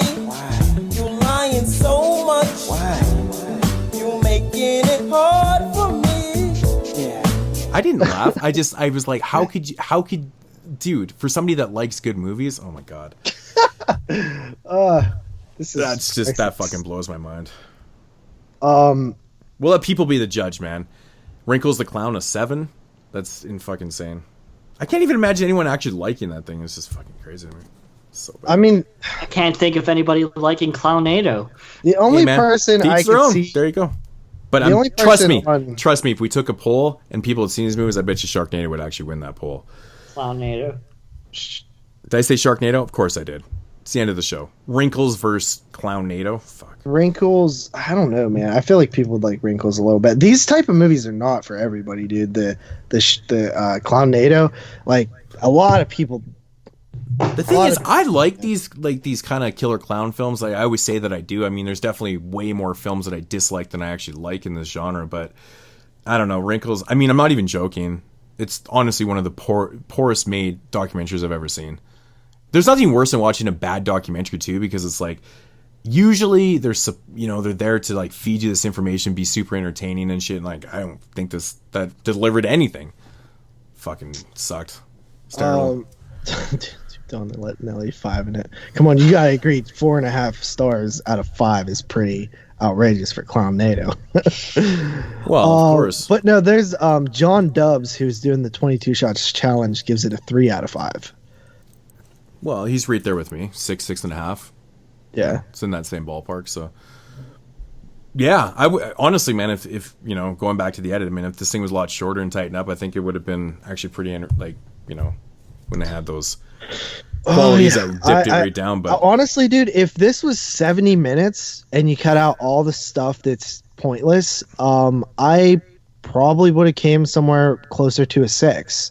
But that is a huge, because it takes up so much of the time. You're talking 30 or 40 minutes of stuff that I was uninterested in and was just not good.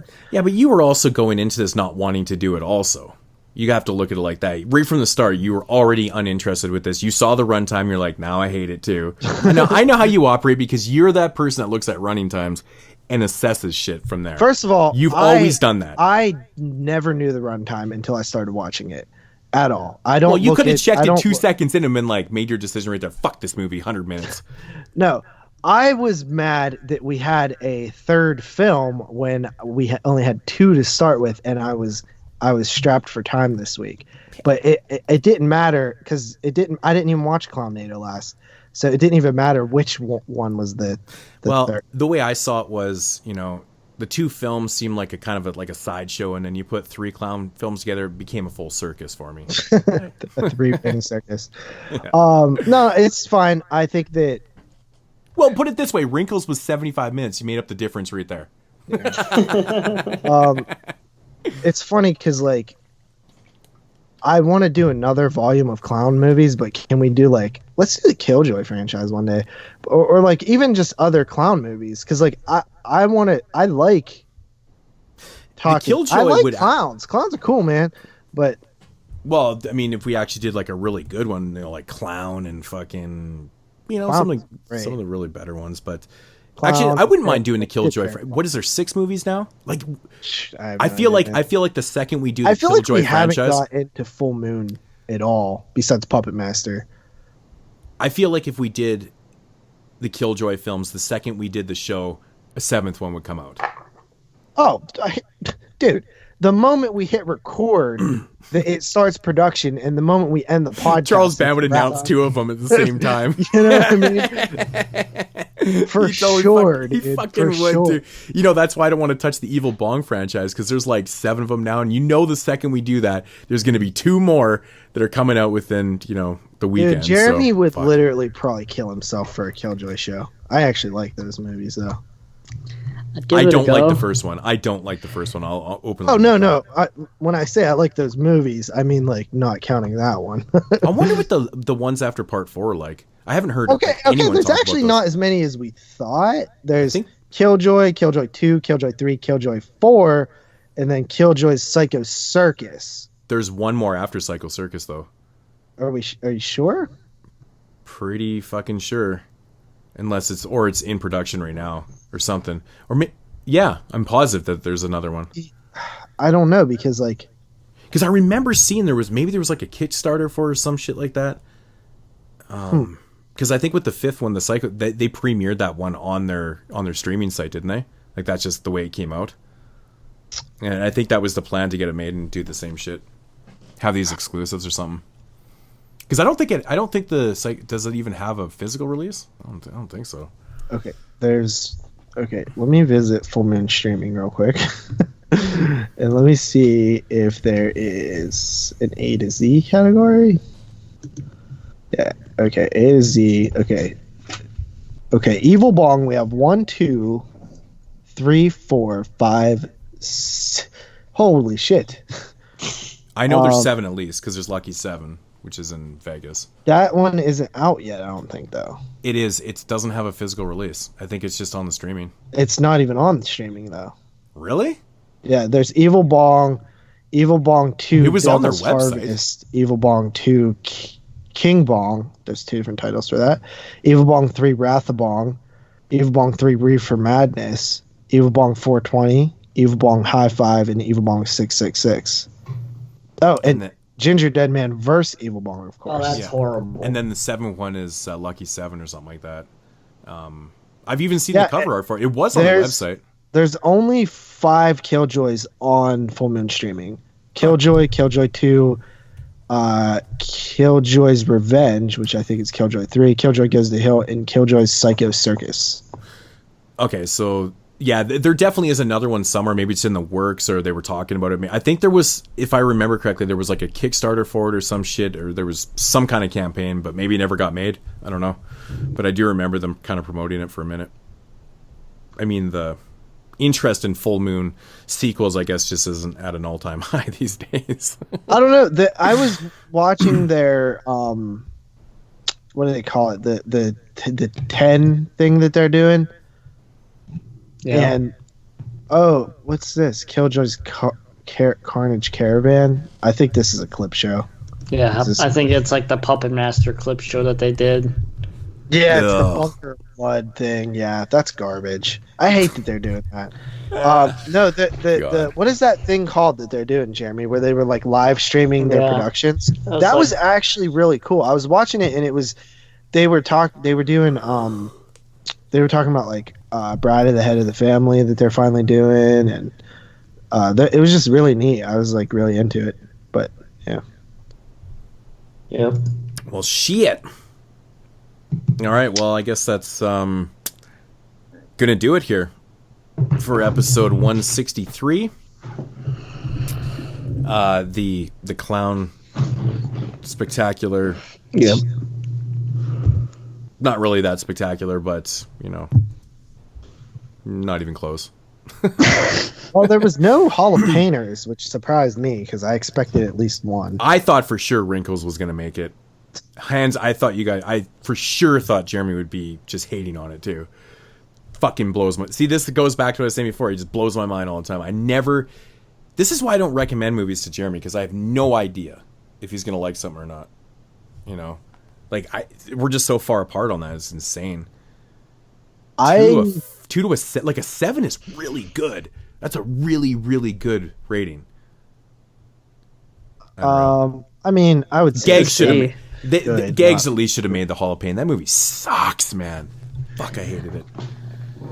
Yeah, what was I on that? A 4? Yeah, 4. So you guys were both at 4? Oh, 4.5. Jeremy actually came in the highest on 2 of the movies today. Wow. Yeah, that's definitely not like him. Considering they're clown-related movies? God, next thing we know, we're going to do a shark movie, or a shark podcast, and he's going to come in the highest. Not happening. All right, so that's going to do it for episode 163. Hope you guys enjoyed the show. Jeremy, take us out of here. All right. Thank you, everybody, for listening to episode 163 of the 22 Shots of Moods and Horde podcast. As always, you can follow the man, Moods himself, at youtube.com/Moods616. I would say go over and watch JP's 31 Day of Horror on his channel, but he's going to fail as always, so there's no point. youtube.com/doubleshotj, and there's no point to follow me. You can leave us a voicemail at 724-426-6665. Leave us any questions at the email at the 22 shots of moods and horror at gmail.com.